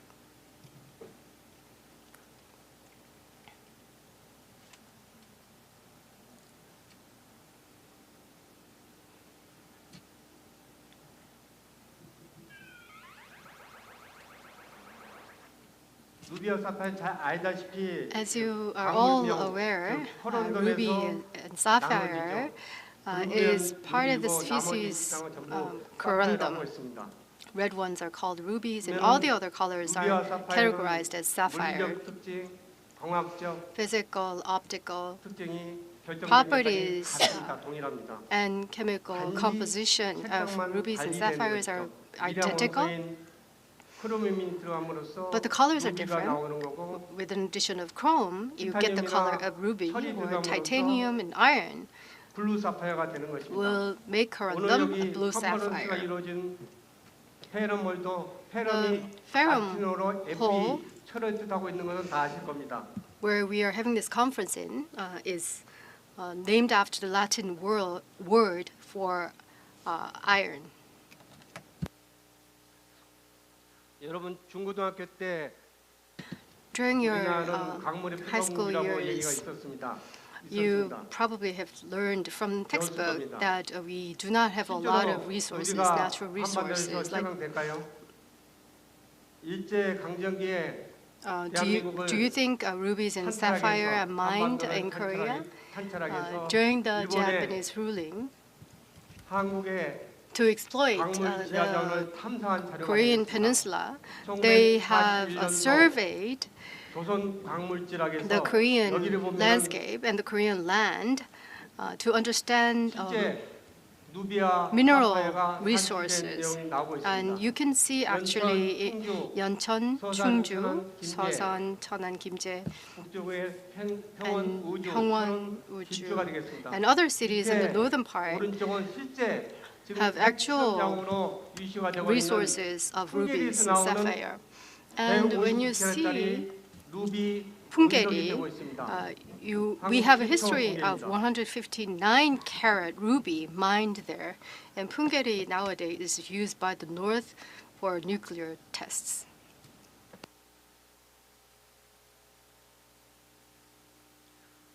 합성은 또 언제 나왔을까요?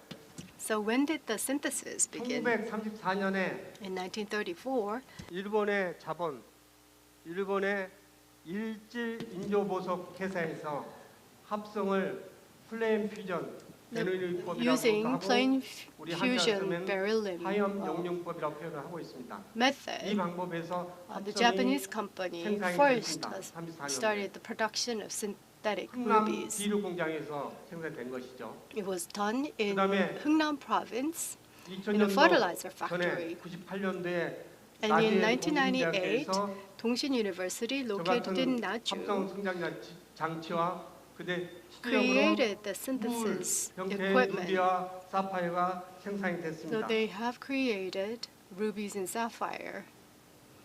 주요 감별 이슈가 되겠습니다. 오늘 So 포인트가 these are the 되겠는데 key 첫 번째 major 나와 있는 identification issue, 합성하고 which is the main part of my presentation. 빼고 So other than the first 가운데 있는 synthesis 처리 part 쪽 and 위주로 the 말씀을 origin 드리도록 하겠습니다. subtopic, I'm going to focus on the second part of the presentation, which is 굉장히 heating or 익숙한 other processes. 왕관이죠. This is a very familiar crown. You 가운데 might all know. 빨간 부분이 The red stone in the middle 왕관을 흑태자의 누비라고 명명을 했습니다.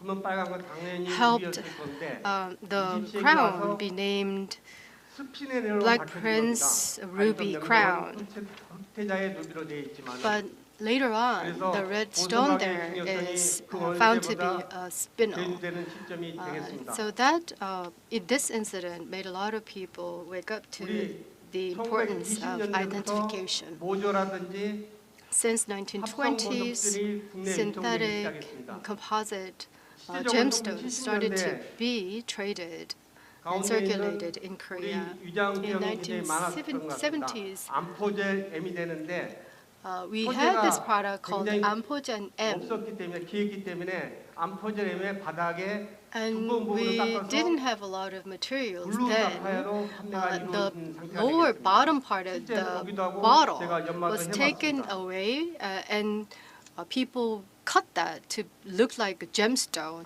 and those were traded in the market. And I myself experienced cutting one in the past. And starting from mid-1960s and until 1980s, synthetic stars were quite popular.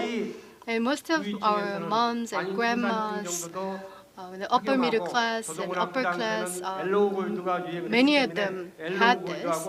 Back then, yellow gold was quite trendy, and these synthetic starstones went very well with those yellow gold. So most of the star gemstones are cut in a dome shape. So oftentimes these jewelries were quite common. So in the middle, which alphabet can you see from the second picture? Is it W? L자입니다. Is that it's actually an L? 린데 회사에서 바닥에다가 The carbide L자 Lindell, 대문자를 써서 판매를 the 했는데 company 우리는 inscribed 시중에서 L on the bottom 그 and 당시에 sold 이것이 those synthetic 소동에서 나왔기 stars. 때문에 And because these stones were from West Germany, 독일자니까 비싸고 we thought that alphabet was W. So people thought 바닥에 각인이 안 돼 있었습니다. one with W was from West Germany, and the Japanese stones didn't have any inscription. And then later, synthetic star stones started to come from Russia. 중국자가 가포장된 So all of these incidences made us know that this ill-informed gemstones and other loose stones came to the Korean market without correct information. 그다음에 합성 코런담. The next issue is synthetic corundum. Starting from 1980s until 1990s, a lot of synthetic rubies and sapphires were traded in the market.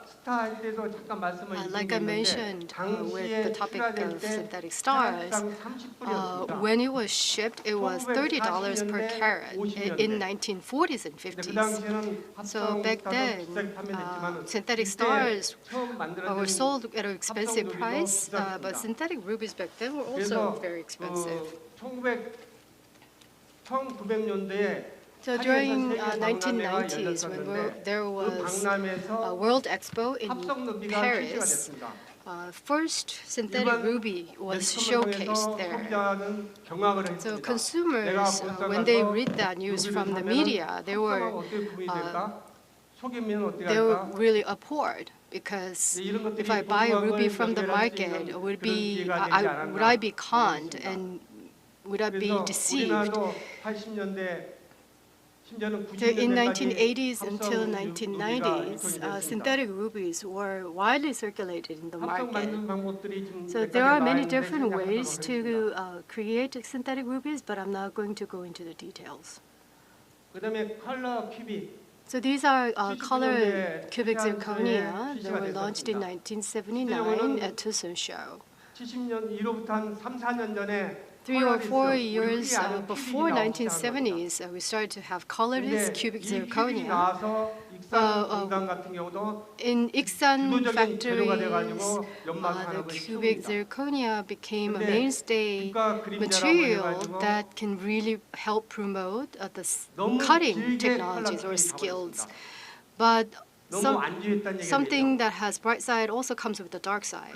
Cubic zirconia stayed in the market for so long a time, and during the Asian foreign currency crisis, when people started to sell their jewelry, they then later on found out their jewelry was synthetic cubic zirconia, not actually diamond. And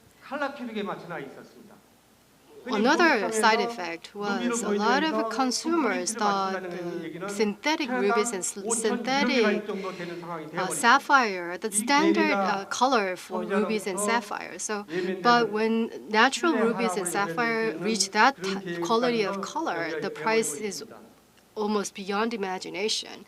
So that also had bad implication for consumers. So this is necessity of treatment. So medium dark red, 6 lightness is the highest quality. But that only comes in 5% of everything mined. So demand is really high, but how are we going to satisfy the demand with full supply? So synthetic rubies are sold, and another way to satisfy the demand is treatment. 가열의 분류를 한 6가지 정도 먼저 말씀을 드리려고 So 하는데 now I will talk about the 4 categorizations. 시간이라 해서 So first one is the simple heating. So there is a blow pipe that you can use, and you can do the heat treatment of a ruby and sapphire at temperature 800 to 1000 degrees Celsius. 2000년 전부터 행해졌던 So this has been done from 2000 in Sri Lanka. So white sapphire from Sri Lanka were heated at a very high temperature, and then the color turned blue. And the next one is a surface diffusion. So titanium and chromium chromophore was added from outside the stone during the heat treatment. So I told you about the blowpipe, and you can think of diesel.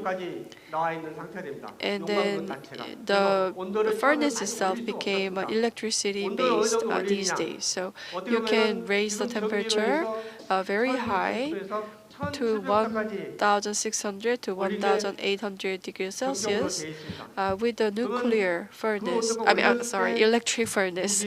So in that case, you can raise the value of ruby and sapphire. And then the last one is glass filling. That is to add flux during heating produce Fischer healing at about 1,500 to 1,700 degrees Celsius. The next one is lead glass filled. So the treatment temperature is about 900 degrees Celsius. And then there is also beryllium. There was a kind of shocking event in Japan. There was an orange color sapphire produced from Japan because they have most of the amount in Japan. But because of there was actually unknown treatment that was put on the orange sapphire in Japan.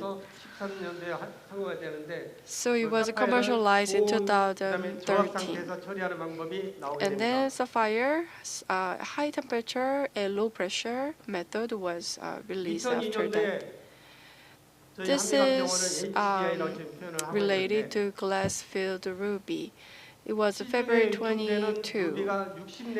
So HGI reported that 60 to 80% of the domestic ruby market distributes glass-filled rubies. So at that time, we got very high complaints from the owners of the rubies. But this glass-filled treatment was to kind of using the glass to fill the defects, but since then, the treatment method has changed.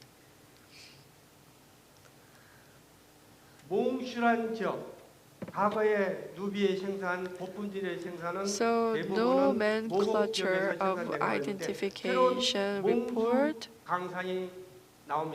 was released. So from the mid-1990s, ruby from Mongshu, and Mongshu applied the borax and heated.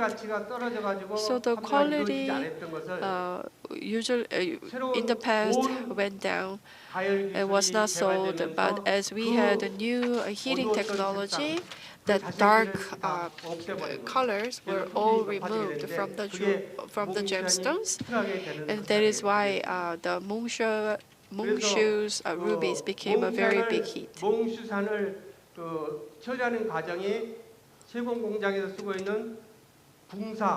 So the borax, it was used. And it was applied, and it worked as a crystallizing material, and it also worked as a buffer.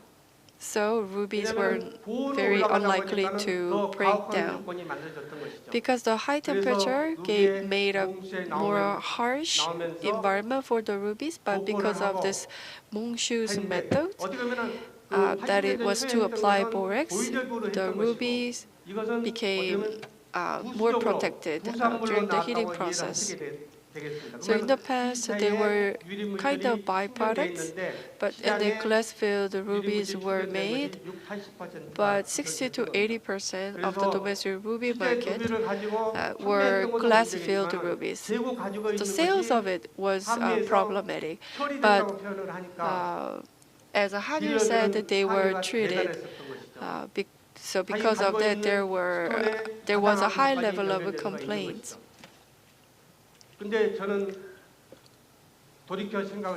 But I look back at that time. In early 1980s, 비치를 수지 침투한 것을 식별할 수 있는 기술이 없었기 때문에 in the jade market, 망가져 버렸습니다. there were no proper techniques, so the jade market actually collapsed in Korea. 굉장히 책임감을 And then 이번에 the Ruby Sapphire Gemological Institute actually held very 국내에서 accountable. 충전해서 판단이 아닙니다. So we 외부에서 충전한 disclosed 것을 this 국내에 들어와서 information 이루어졌던 것이죠. for the rubies. 외국 좋은 역할만 해준다고 이해를 하시면 되겠습니다. So we were 국내 들어온 것은 trying to play a 하면은 good 감정을 해서 role. 그런 상품들이 안 되면은 So 더 정당한 상품 위주로 I believe that 판매될 수 있게끔 we could, if we 하는 게 could detect 감정의 this, 역할이라고 we will be able to find more justifiable and more better products in Korea. 보석 개폐하고 So, 표기법을 만들어내고 냅니다. as you can see here, 루비의 사파이어 표기법을 we unified the identification methods for the rubies and sapphires, and then we also invited Ted Temelis, who is an expert in the heat treatment, and then he had a seminar in Korea. 이것은 전제가 저희가 일반 국내 So the prerequisite for these graphs are global reports and also our reports. There is a premium report from GIG. 글로벌 기준에 맞춰서 So 이것을 맞춰서 하고 we have 있는데 classified these rubies based on the global 루비가 standard from GIG. 2001년부터 From 2001 to 7년 동안에 가열하고 비가열 2011 to 2021, 의뢰자가 딜러들이 어느 정도 we have 인식하는 looked at 상태에서 what kind 우리 of 했을 rubies 겁니다. are 그래서 traded in the 가열이 한 market. 74%, So heated was 비가열도 about over 상당량의 70%, 거품질이 나오고 and 있던 non-treated or 그다음에 not heat 가열의 treated 종류를 was about H, 26%. H는 And there is also 가열했을 different 때 degrees of heat 아까 treatment. 충전하는 과정에서 히팅이 Talked 되는데 about filling. 그 So during the filling 보이지 process, 않는 heating 상태가 is performed, but 그다음에 when the residues are not visible at all, its H and HI is quite minuscule or minimal residues. So when we combine H and H1, it's almost 70%. For beryllium, it's 0.1%. We can see the rubies are also beryllium treated. This is for sapphire, so the proportion of non-heated and heated are similar to rubies. But when we look at the more detailed breakdown, H is much larger. So because inclusions are much less with sapphires, they're more clear. We see more eye-clean gemstones with sapphire. I talked about 1600 and 1800 degrees of heat. When silk inclusion is seen, the silk metal, rutil, is the key element there. Of course, there are several other elements. But when we increase the temperature, when the temperature goes beyond 1600, rutil start to melt. Silk start to melt, basically. So, of course, if the temperature is higher, melting becomes more accelerated. So with increase in heat, when inclusions are melted away, transparency or clarity becomes improved. 이것은 정예선 분광 분석으로 해가지고 So this is infrared PL analysis. 히팅된 것이 되겠고 밑에가 So 히팅되지 the top 않은 line is heated and the lower line is non-heated. So 310 Kaiser and 232 Kaiser with no heating, and the level is around 3,700 to 3,000. But of course, this is not the single indicator. We see many different criteria to reach more comprehensive identification results. Next one is glass-filled rubies. In 1970s, with diamonds in Israel, filling treatment was first created. So when there is a crack in a diamond, lead glass substance is pushed into that crack so that diamonds will look more clear. To a certain extent, that process technology is still used. in 그다음에 일본에서 1970s. 이입됐다고 보고가 In 됐던 거고 우리나라는 2003, 2004년 2월달에 저희가 17K짜리를 발견한 것이 뉴스로 나왔습니다. recognized glass-filled 2004년도에 rubies, 일본 and in 2004, 제노교 같은 데서 Japan 이 프레시 효과가 나타난 것을 started to see the 얼른거리는 효과가 나타난 products. 것은 남유리 물질이라는 분석을 And 보고를 in 하게 Japan in 됩니다. 2004, GAJ announced that flash effect is because of the 그래서 lead glass feeding. 2004년도 12월달에 In December 고속 감정원 협의회가 2004, 전문 감정원 협의회가 이번에서 Korea 발족이 되고 Gemology 혈액 Association 나옵니다. was launched, 근데 and 세계적으로 the 국내뿐만 corundum 아니라 2005년도부터 함 criteria 급증하기 standards 시작합니다. were announced. But 어떻게 보면 in 2000년도 2005 이전에는 globally, 루비를 glass-filled 생산할 때 rubies started to mushroom. 광산에서 고품질만 Before 시작을 해서 2000, at the 시작합니다. mine, top quality rubies were mined and introduced to the market. But in 2000, they started to dig out everything that shined in red. So high quality, low quality, and that led to the invention of different processing methods. Particularly in 2008 in Korea, there was a documentary aired by terrestrial TV, national television, about the market distortion caused by lead glass-filled rubies.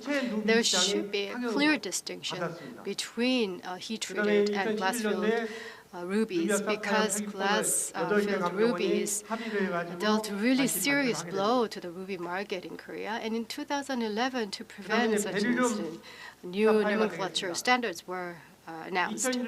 Next part is beryllium. In September 2001, Japan, the US, and Switzerland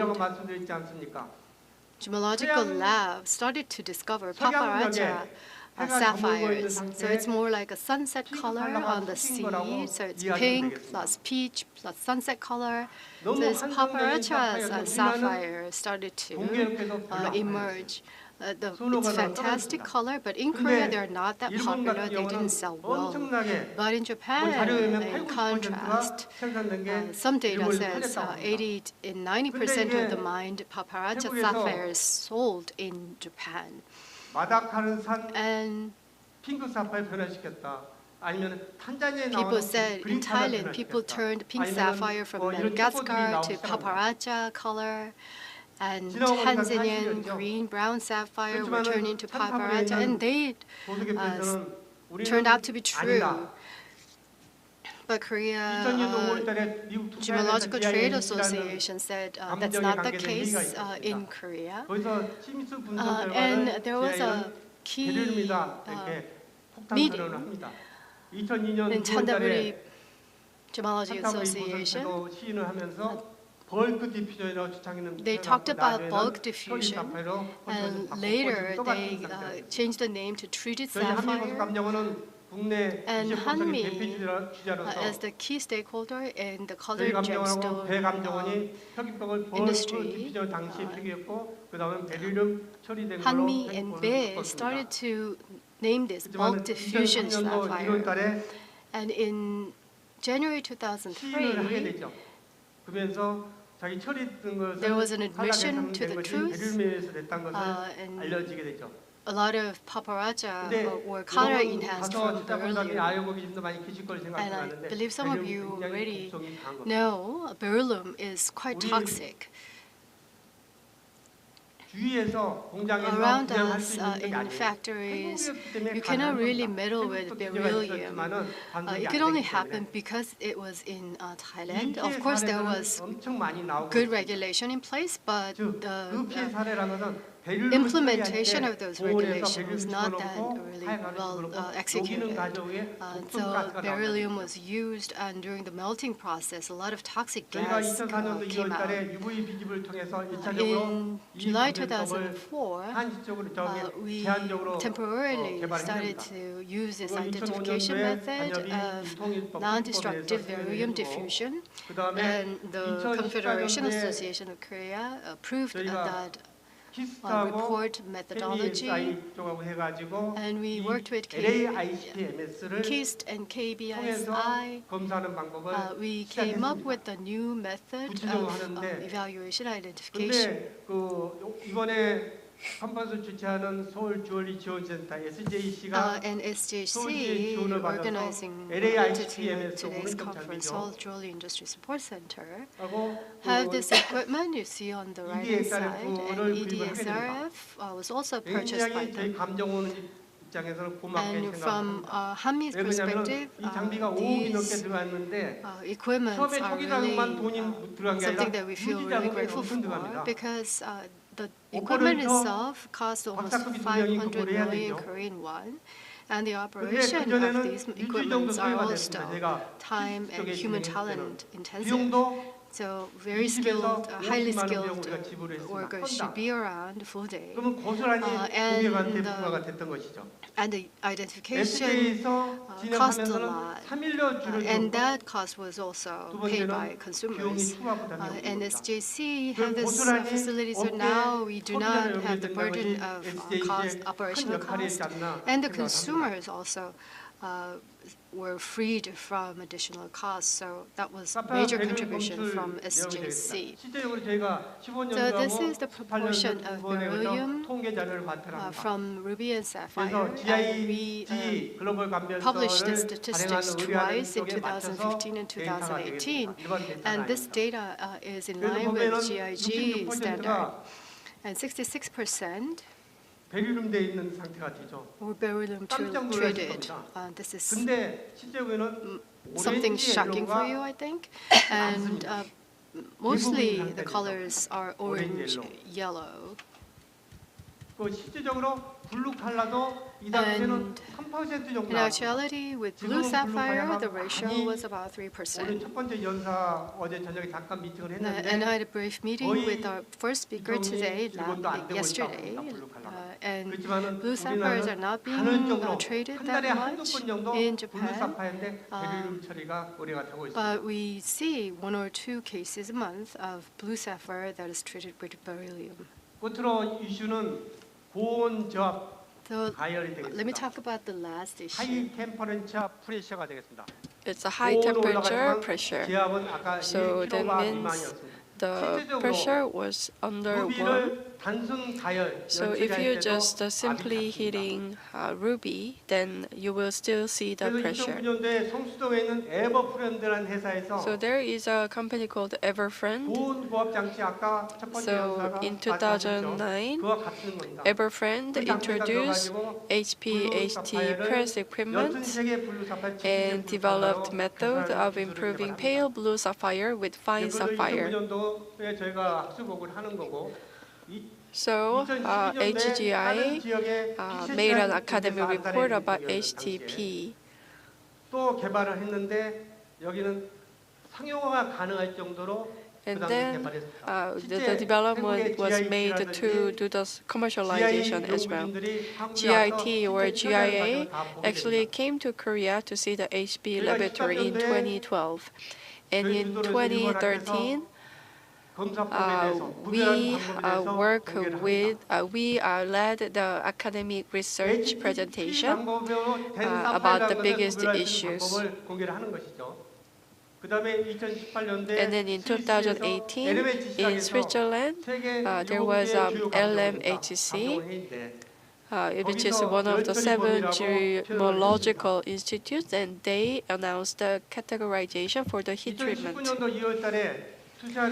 In February 2019, AGTA, ICA hosted GILC and together with the LMHC, including GIA, GIT, CGL, Gumelin, SSEF, TSEF, and CISGEN, and then HEGI. So, plus 4 more institutes conducted joint research to show the difference after the heat treatment. Currently, the materials are really expensive, so we usually do the treatment with already heated gemstones. 항상 품질이 높지는 않죠. 왼쪽에 오른쪽에 The quality is 보시면은 not always 그 good. 당시 자료 사진인데 These are photos from 이 that 가치를 year. 높인 것은 굉장히 중요한 역할을 했고 새로운 And then this new treatment was really important. And then it was really important to see that it was actually included in the categorization of the heat treatment. And the HGI could use this as an opportunity to show the world about our capability biological lab. And then origin of ruby and sapphire has become an important issue. So if you see this slide, you can see major places of origins of rubies and sapphire. Like they're really clustered in Africa or Southeast Asia. So 150 million years ago, the continent was just one on the earth. And then they broke down, and then they spread it, as you can see. They used to stick as one, but that's why geology and gemology came to play an important role. And this is about global production of ruby and sapphire. So this was updated in 2018. So before 2000, high quality of ruby, just like sapphire, came from Myanmar. But as you can see, there are big differences, right? So when you see the ruby, Kenya, Madagascar, and Kenya, and almost 90% or 70 to 80% came from Africa. Then, how about other regions? Can we say that they are low quality? And then 40% of sapphire also come from Kenya.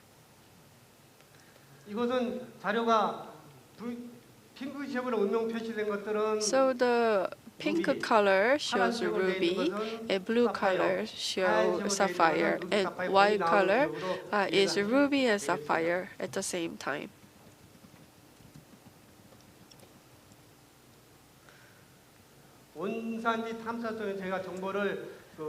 This is about the exploring team of gemstone mine.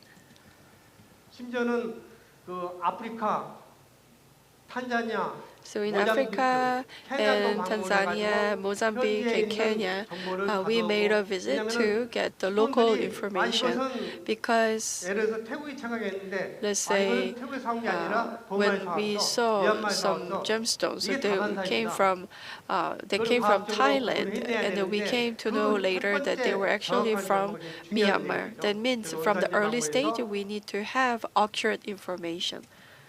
So that is why we made a visit to the sites and explored the gemstone mine. And then this slide explains about the UV visible spectra. You can see difference between the Myanmar and Mozambique. And this is a distribution of origin of ruby and sapphire. So ruby mostly from Myanmar, Thailand, and sapphire mostly from Sri Lanka.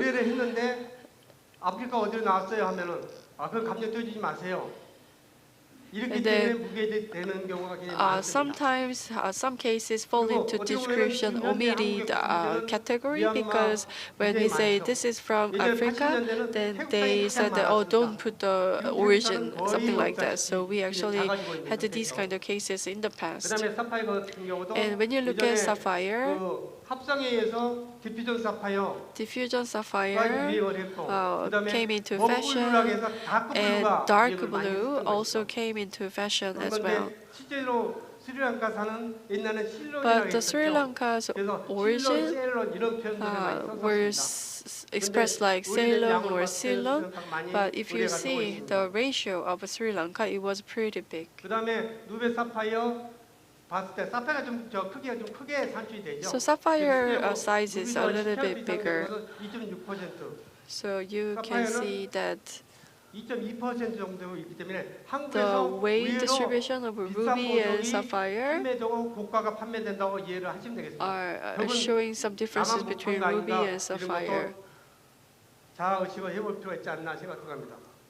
그다음에 스페셜 컬러에서 Next 아까 is 피전 about 블루도 special 노란 color. 블루가 있는 상태인데 So there is a pigeon blue, AG는 일본 and 보석 판매자의 AGL 현지이고 is Japan, and GIT is Thailand, and SEF, Gubelin, and GRS also work on this 그러면 우리는 gemology. 의뢰된 것 중에 피전 블루는 한 4.3%, So pigeon blood is 4.3%, 노야 블루는 and the royal blue is 3% 정도 되겠습니다. 여기서 제가 옷자가 있어서 말씀드리겠습니다. about, 이민물 쪽에 you can see 오렌지 that the 옐로우가 orange yellow is 4.8%로 지금 이민이 나왔습니다. 4.8%, but it's actually 8.2%, so it's a typo. 감정기관의 신뢰라고 하는 것은 Trust in 팀워크와 gemological lab 훈련입니다. is important. 보통 It 기술력, means teamwork and 경험, training, 정보, top-level technology, and great wealth of experience and information. 귀중한 정보자 And 아까도 also, 말씀드렸지만 we need to 오직 acquire 한번 and 경우에 apply 따라서 latest 광산에 직접 information. 가기도 하죠. So we need 또 an 정보를 environment where a 한국에는 wide 의지의 range of 항목이 commission 굉장히 gemstones 많습니다. come in, and we 돈이 need 되면 valuable 오디에 목숨을 informant. 걸기도 합니다. So when we get paid 감정을 위해서 어려운데 highly, 감정을 then 하면은 we 그걸 even go to the 외국의 remote 국제 sites. 학술대에 나와서 발표를 하면 And 그런 then 스토리 when 우리가 we 못 봤는데 make 한국에서 presentation 할 정도로 about 하고 굉장히 high 빠릅니다. quality 돈 되는 gemstones, 데는 습관이 굉장히 빠른 것 the 같습니다. people will say that, 그래서 oh, 이제 we 그런 didn't know 귀중한 that such 정보가 high quality 정확하게 gemstones were 레벨을 available 만들어서 in 저희가 Korea 내부적 because 데이터베이스를 하고 있고 the 저희가 information 아까 spreads 대륙에서 really fast 실제 when 감정원에 있던 we can 탑10 actually make profits 되고 in Korea. 19년부터 AGA라 해서 And then, as I told you, from 2019, 9 gemological labs across the world started to build a network to share the information together. We have guidelines, and ruby, sapphire, emerald, and diamond, and silvery are the ones that we are sharing information together with these 9 institutes. 그런 정보를 얻기 위해서는 노력도 해야 되고 비용도 We need the 들어가고 time and effort to 그다음에 have such 분석도 information, 시점도 as well as 들어가야 되고 considerable 훌륭한 expense 인재가 필요하겠죠. and 다 돈이 people 되는 of 것이죠. 돈이 ability. 들어가는 거죠. So we need 특히나 investment. 2000년도 이전하고 2000년도 이후는 And before 굉장히 2000 and 시장이 after 바뀌었습니다. 2000, the market actually changed 아까 rapidly. 탈색된 다이아몬드 2A 타입 같은 Remember 경우에 the 브라운 컬러의 2A 2A 타입은 diamond 무역으로 만든 D9 컬러 만드는 was 기술이 GE에서 나와요. decolorized. So GE had this information. In 1992, GIA could not detect it actually. So that means it's a new technique that we need, as well as new database and new equipment and device. 아까 2001년도 9월에 In September 2021, the beryllium sapphire was a similar case. So the analyzer actually came to our institute to be used. This is my conclusion. So we need to disclose new materials or new treatments when they are discovered, and develop test methods and promote them after standardization work with the organization. And also, we need to research on applied analytical techniques based on gemology. Let's say if oxygen is detected or carbon is detected, for example, which is different from the report, then it's going to be problematic. Only then we can build consumer trust, and they will buy gemstones. These are challenges. What should we overcome? We need to develop accurate expertise, exchange information and research, and we need to acquire scientific methods of processing and proper disclosure of information, and we need to work for the responsibilities and duties of a professional gemological lab to protect the consumers and bridge the industry. Now about the future prospects. The tariff actually became almost zero, so it's 1%. 그래서 투명함을 유지하고 있고 So transparency is now being maintained. And then we are creating the digital age, so the sales channels have changed very significantly. We have shopping mall, internet, mobile, and metaverse, for example. So there are many platforms that we can use to induce purchases. And actually, the consumption trend of MZ generation changed. Have you heard of meaning out or gemstone K? So this is a new item, meaning coming out. That means to buy something and then put on the SNS, social media. So the jewelries are sold really well, and then mobile phones, especially earrings, are sold really well because when the MZ generation takes selfie, the earrings will be caught will be the first jewelry to be caught on the photos, so they don't want to wear the same ones. And then unhidden ruby and sapphire market gradually emerged. And we need to create added value to original and special colors. And customers want to escape from the plainness of diamonds. And then when it comes to production, multi-item and small-scale production is also rising because of CAD and RP. And then because of the internet, now it is being used as an investment technique and a means of inheritance. This is the end of my presentation. I will now accept questions.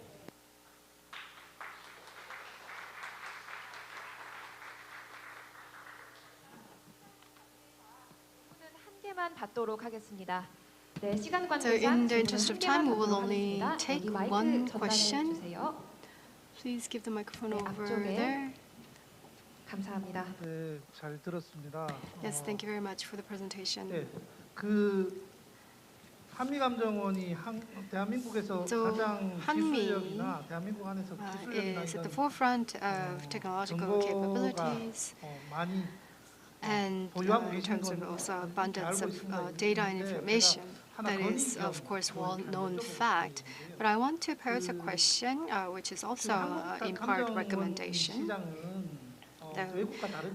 The Korean identification market has a lot of quote-unquote OX report, unlike in overseas market. So missing out all the details, just saying this is ruby, this is sapphire.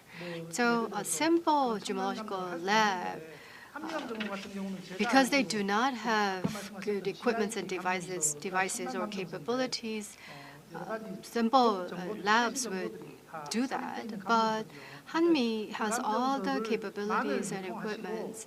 So I wish only full detail identification reports will be only used in Korea. Do you have any plan to stop publishing or releasing true or false or OX report, simple report? And you mentioned there are 9 federations of 9 gemological labs from 7 different countries. And for ruby's origin is very important. So 9 gemological labs, would they share the same criteria for origin classification? Or do 9 labs have same light source standard? Because depending on where the country is, the light intensity might be quite different. So you asked a very good question, and some of the questions would have been answered during my presentation had I been given more time. But like you would know, professional gemological labs are composed like a dark room. So we use artificial and standardized light source in our darkroom-like setting. So we do not look at the gemstones in sunlight. We evaluate and identify those gemstones in an artificial standardized light source in a certain distance. And pigeon blood and royal blue sapphire, we have benchmark stones, standard stone, and that is used for comparison. And other labs, I believe, 감정으로서는 금년 6회차에 처음 들어온 거죠. 예, 국내 감정으로서는. so as a Korean lab, 라인에서 생각했던 중에 하나가 there are newcomers, of course, but what I had in mind from the outset was other labs should enhance their level of expertise.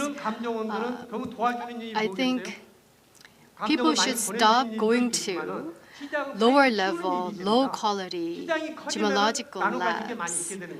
And when you use higher level labs, you can have higher level of confidence and the pie for the identification can be enlarged so the labs can be more further activated.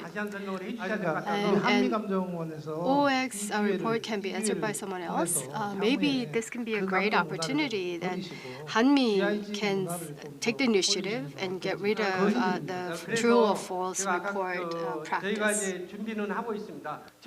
So the Korean standards and global standards are different. I think you want to get rid of Korean standard and just use the global standard. Is it correct? So anyways, so gemological labs will need to apply global standard in Korea. They need such ability to compete on the global market. Otherwise, they will just lag behind. Because high quality gemstones will be sold not only in Korea but also beyond the Korean border. So most of the gemological labs were working together in a global partnership, as you can see. So I hope you will have a proud in yourselves to expand your business. Thank you so much for your attention. Thank you. 네, 이것으로 2022 서울 국제 주얼리 컨퍼런스의 강연을 So 모두 this is the end of 마치겠습니다. the presentation. 네, 저희 질문 한 개 더 가능할까요? Can we invite one more question? 아, 그러실까요? 네, 알겠습니다. 죄송합니다. 저는 주얼리 신문입니다. So I'm from Jewelry Newspaper. 원장님 강의도 너무 잘 들었고요. So thank you so much for your presentation. 오셨던 분한테 아까 And then 도청하신 I 질문을 actually want to ask question to Mr. Abdurrahim. Please, go ahead. 합성 다이아몬드에 대한 So 강의 참잘 there was 들었습니다. great presentation about the synthetic diamonds. And my question is, in Japan, 많이 거래가 되는지 do you sell and buy many synthetic diamonds in Japan? And in order to protect the kind of attack of the synthetic diamonds into the natural diamonds, what kind of terminology do you use? So when you issue after checking, so what kind of terminology do you use for the synthetic diamonds? Right. Thank you for your questions. That's very interesting. Japan, we have two companies selling this synthetic diamond, and they do the disclosure for it. However, for the laboratory, we use the terminology as a synthetic diamond. We never call lab-grown diamond. We never call lab man-made diamond. Only the synthetic diamond on the report. This is whole Japan Jewelry Association encourage a whole company to use the same terminology. Don't confuse to say some man-made or lab-grown. That is make a lot of problem for us. So only the two companies are selling the synthetic diamond, one from the Russian production and another one from Chinese production. And when they sell the one, they definitely a disclosure to say this is a synthetic.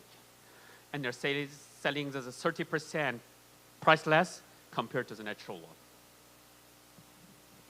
That's my answer to your question.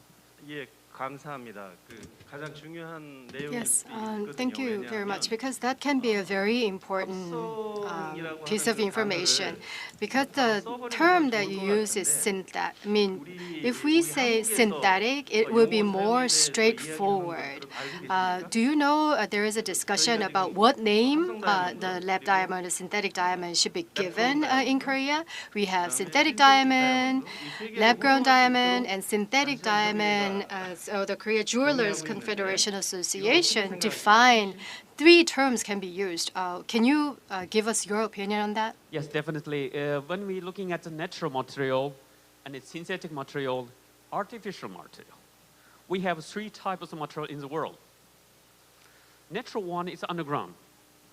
Synthetic, it's made by man, laboratory, has a similar physical, chemical, optical properties with natural one. Artificial one never exists on the earth. That's man-made, only is artificial. So I try to give some suggestion to the Korean to use the same word, even the trade, even the lab, to make a standard for the whole world, like a Shibjo, they try to call synthetic only. Shibjo, this is a European, the Gem Trade Association. And GIA, unfortunately, they do inscription lab-grown diamond on the diamond. So maybe this is some problem created for some people to use this kind of wording, especially in the US. We need to do this kind of discussion with the whole trade to use simple words, very original words to bring this information for the trade and the laboratory and for the consumer. Don't make it confusing for that. This is my suggestion. Thank you. 네, 감사합니다. 시간 관계상 Q&A 질문은 Yes, thank you very much. 하겠습니다. Because of the time 혹시 아직 constraint, we're 질문을 going to 못한 conclude the 분이 Q&A 계시다면 session. If there are 잠시 anyone who 후에 couldn't pose their 행사가 question, 끝나고 다과 시간에 during 물어보시면 the tea time 감사하겠습니다. after the conference, 그럼 you can 2022 approach the speakers if you wish 서울국제주얼리 to. 컨퍼런스의 강연을 모두 So 마치겠습니다. we 두 have 분을 now 해주신 reached the 김혁주 end of the 원장님께도 다시 presentations 한번 큰 of 박수 the 부탁드리겠습니다. International Jewelry Conference. Please give Dr. Kim another round 그럼 of applause. 이어서 오늘 좋은 강연을 해주신 세 분의 강연자님에게 So we will 감사의 마음을 continue 담은 on to 감사패 present the plaque of 전달식을 appreciation to 진행해 all 보겠습니다. 3 speakers who Now have given we us will great hold talk. a ceremony to deliver a plaque of appreciation to the 3 speakers. 감사패를 전달해 주실 한국주얼리산업진흥재단 오효근 이사장님을 먼저 무대로 모시겠습니다. 네, 큰 박수 부탁드립니다. 이어서 호명되신 분들께서는 무대로 올라와 주시기 바랍니다. Please allow me to invite the 3 speakers on stage. 아마디잔 압두리임. 네, 큰 박수 부탁드립니다.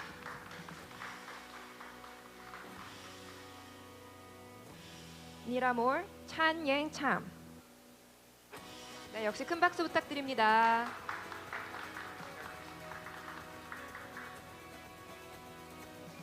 한미보석감정원 김영출 원장님. 박수로 모시겠습니다.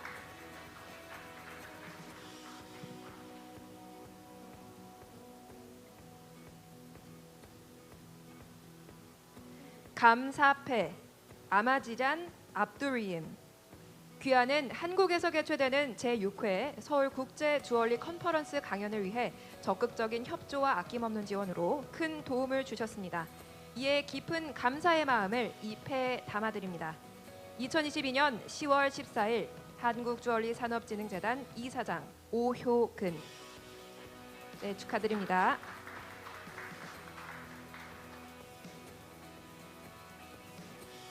감사패 미라몰 창옌참.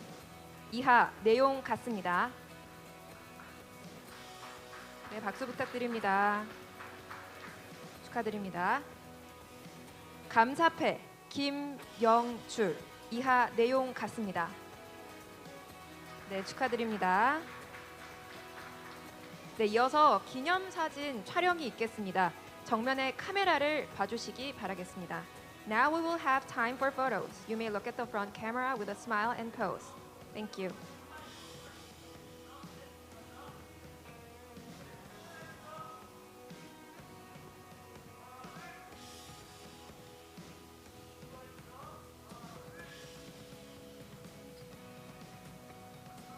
네, 다시 한번 큰 박수 부탁드립니다.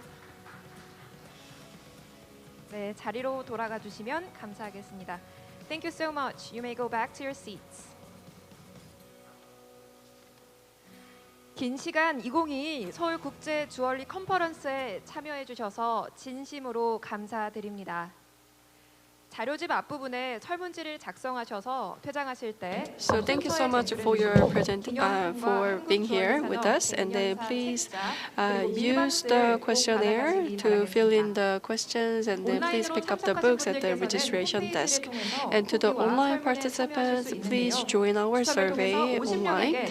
And then to 50 winners, we are going to send Starbucks coffee coupons. So we look forward to having you in the This is the end of survey. today's event, and thank you once again for joining the Seoul International Jewelry Conference despite your busy schedules.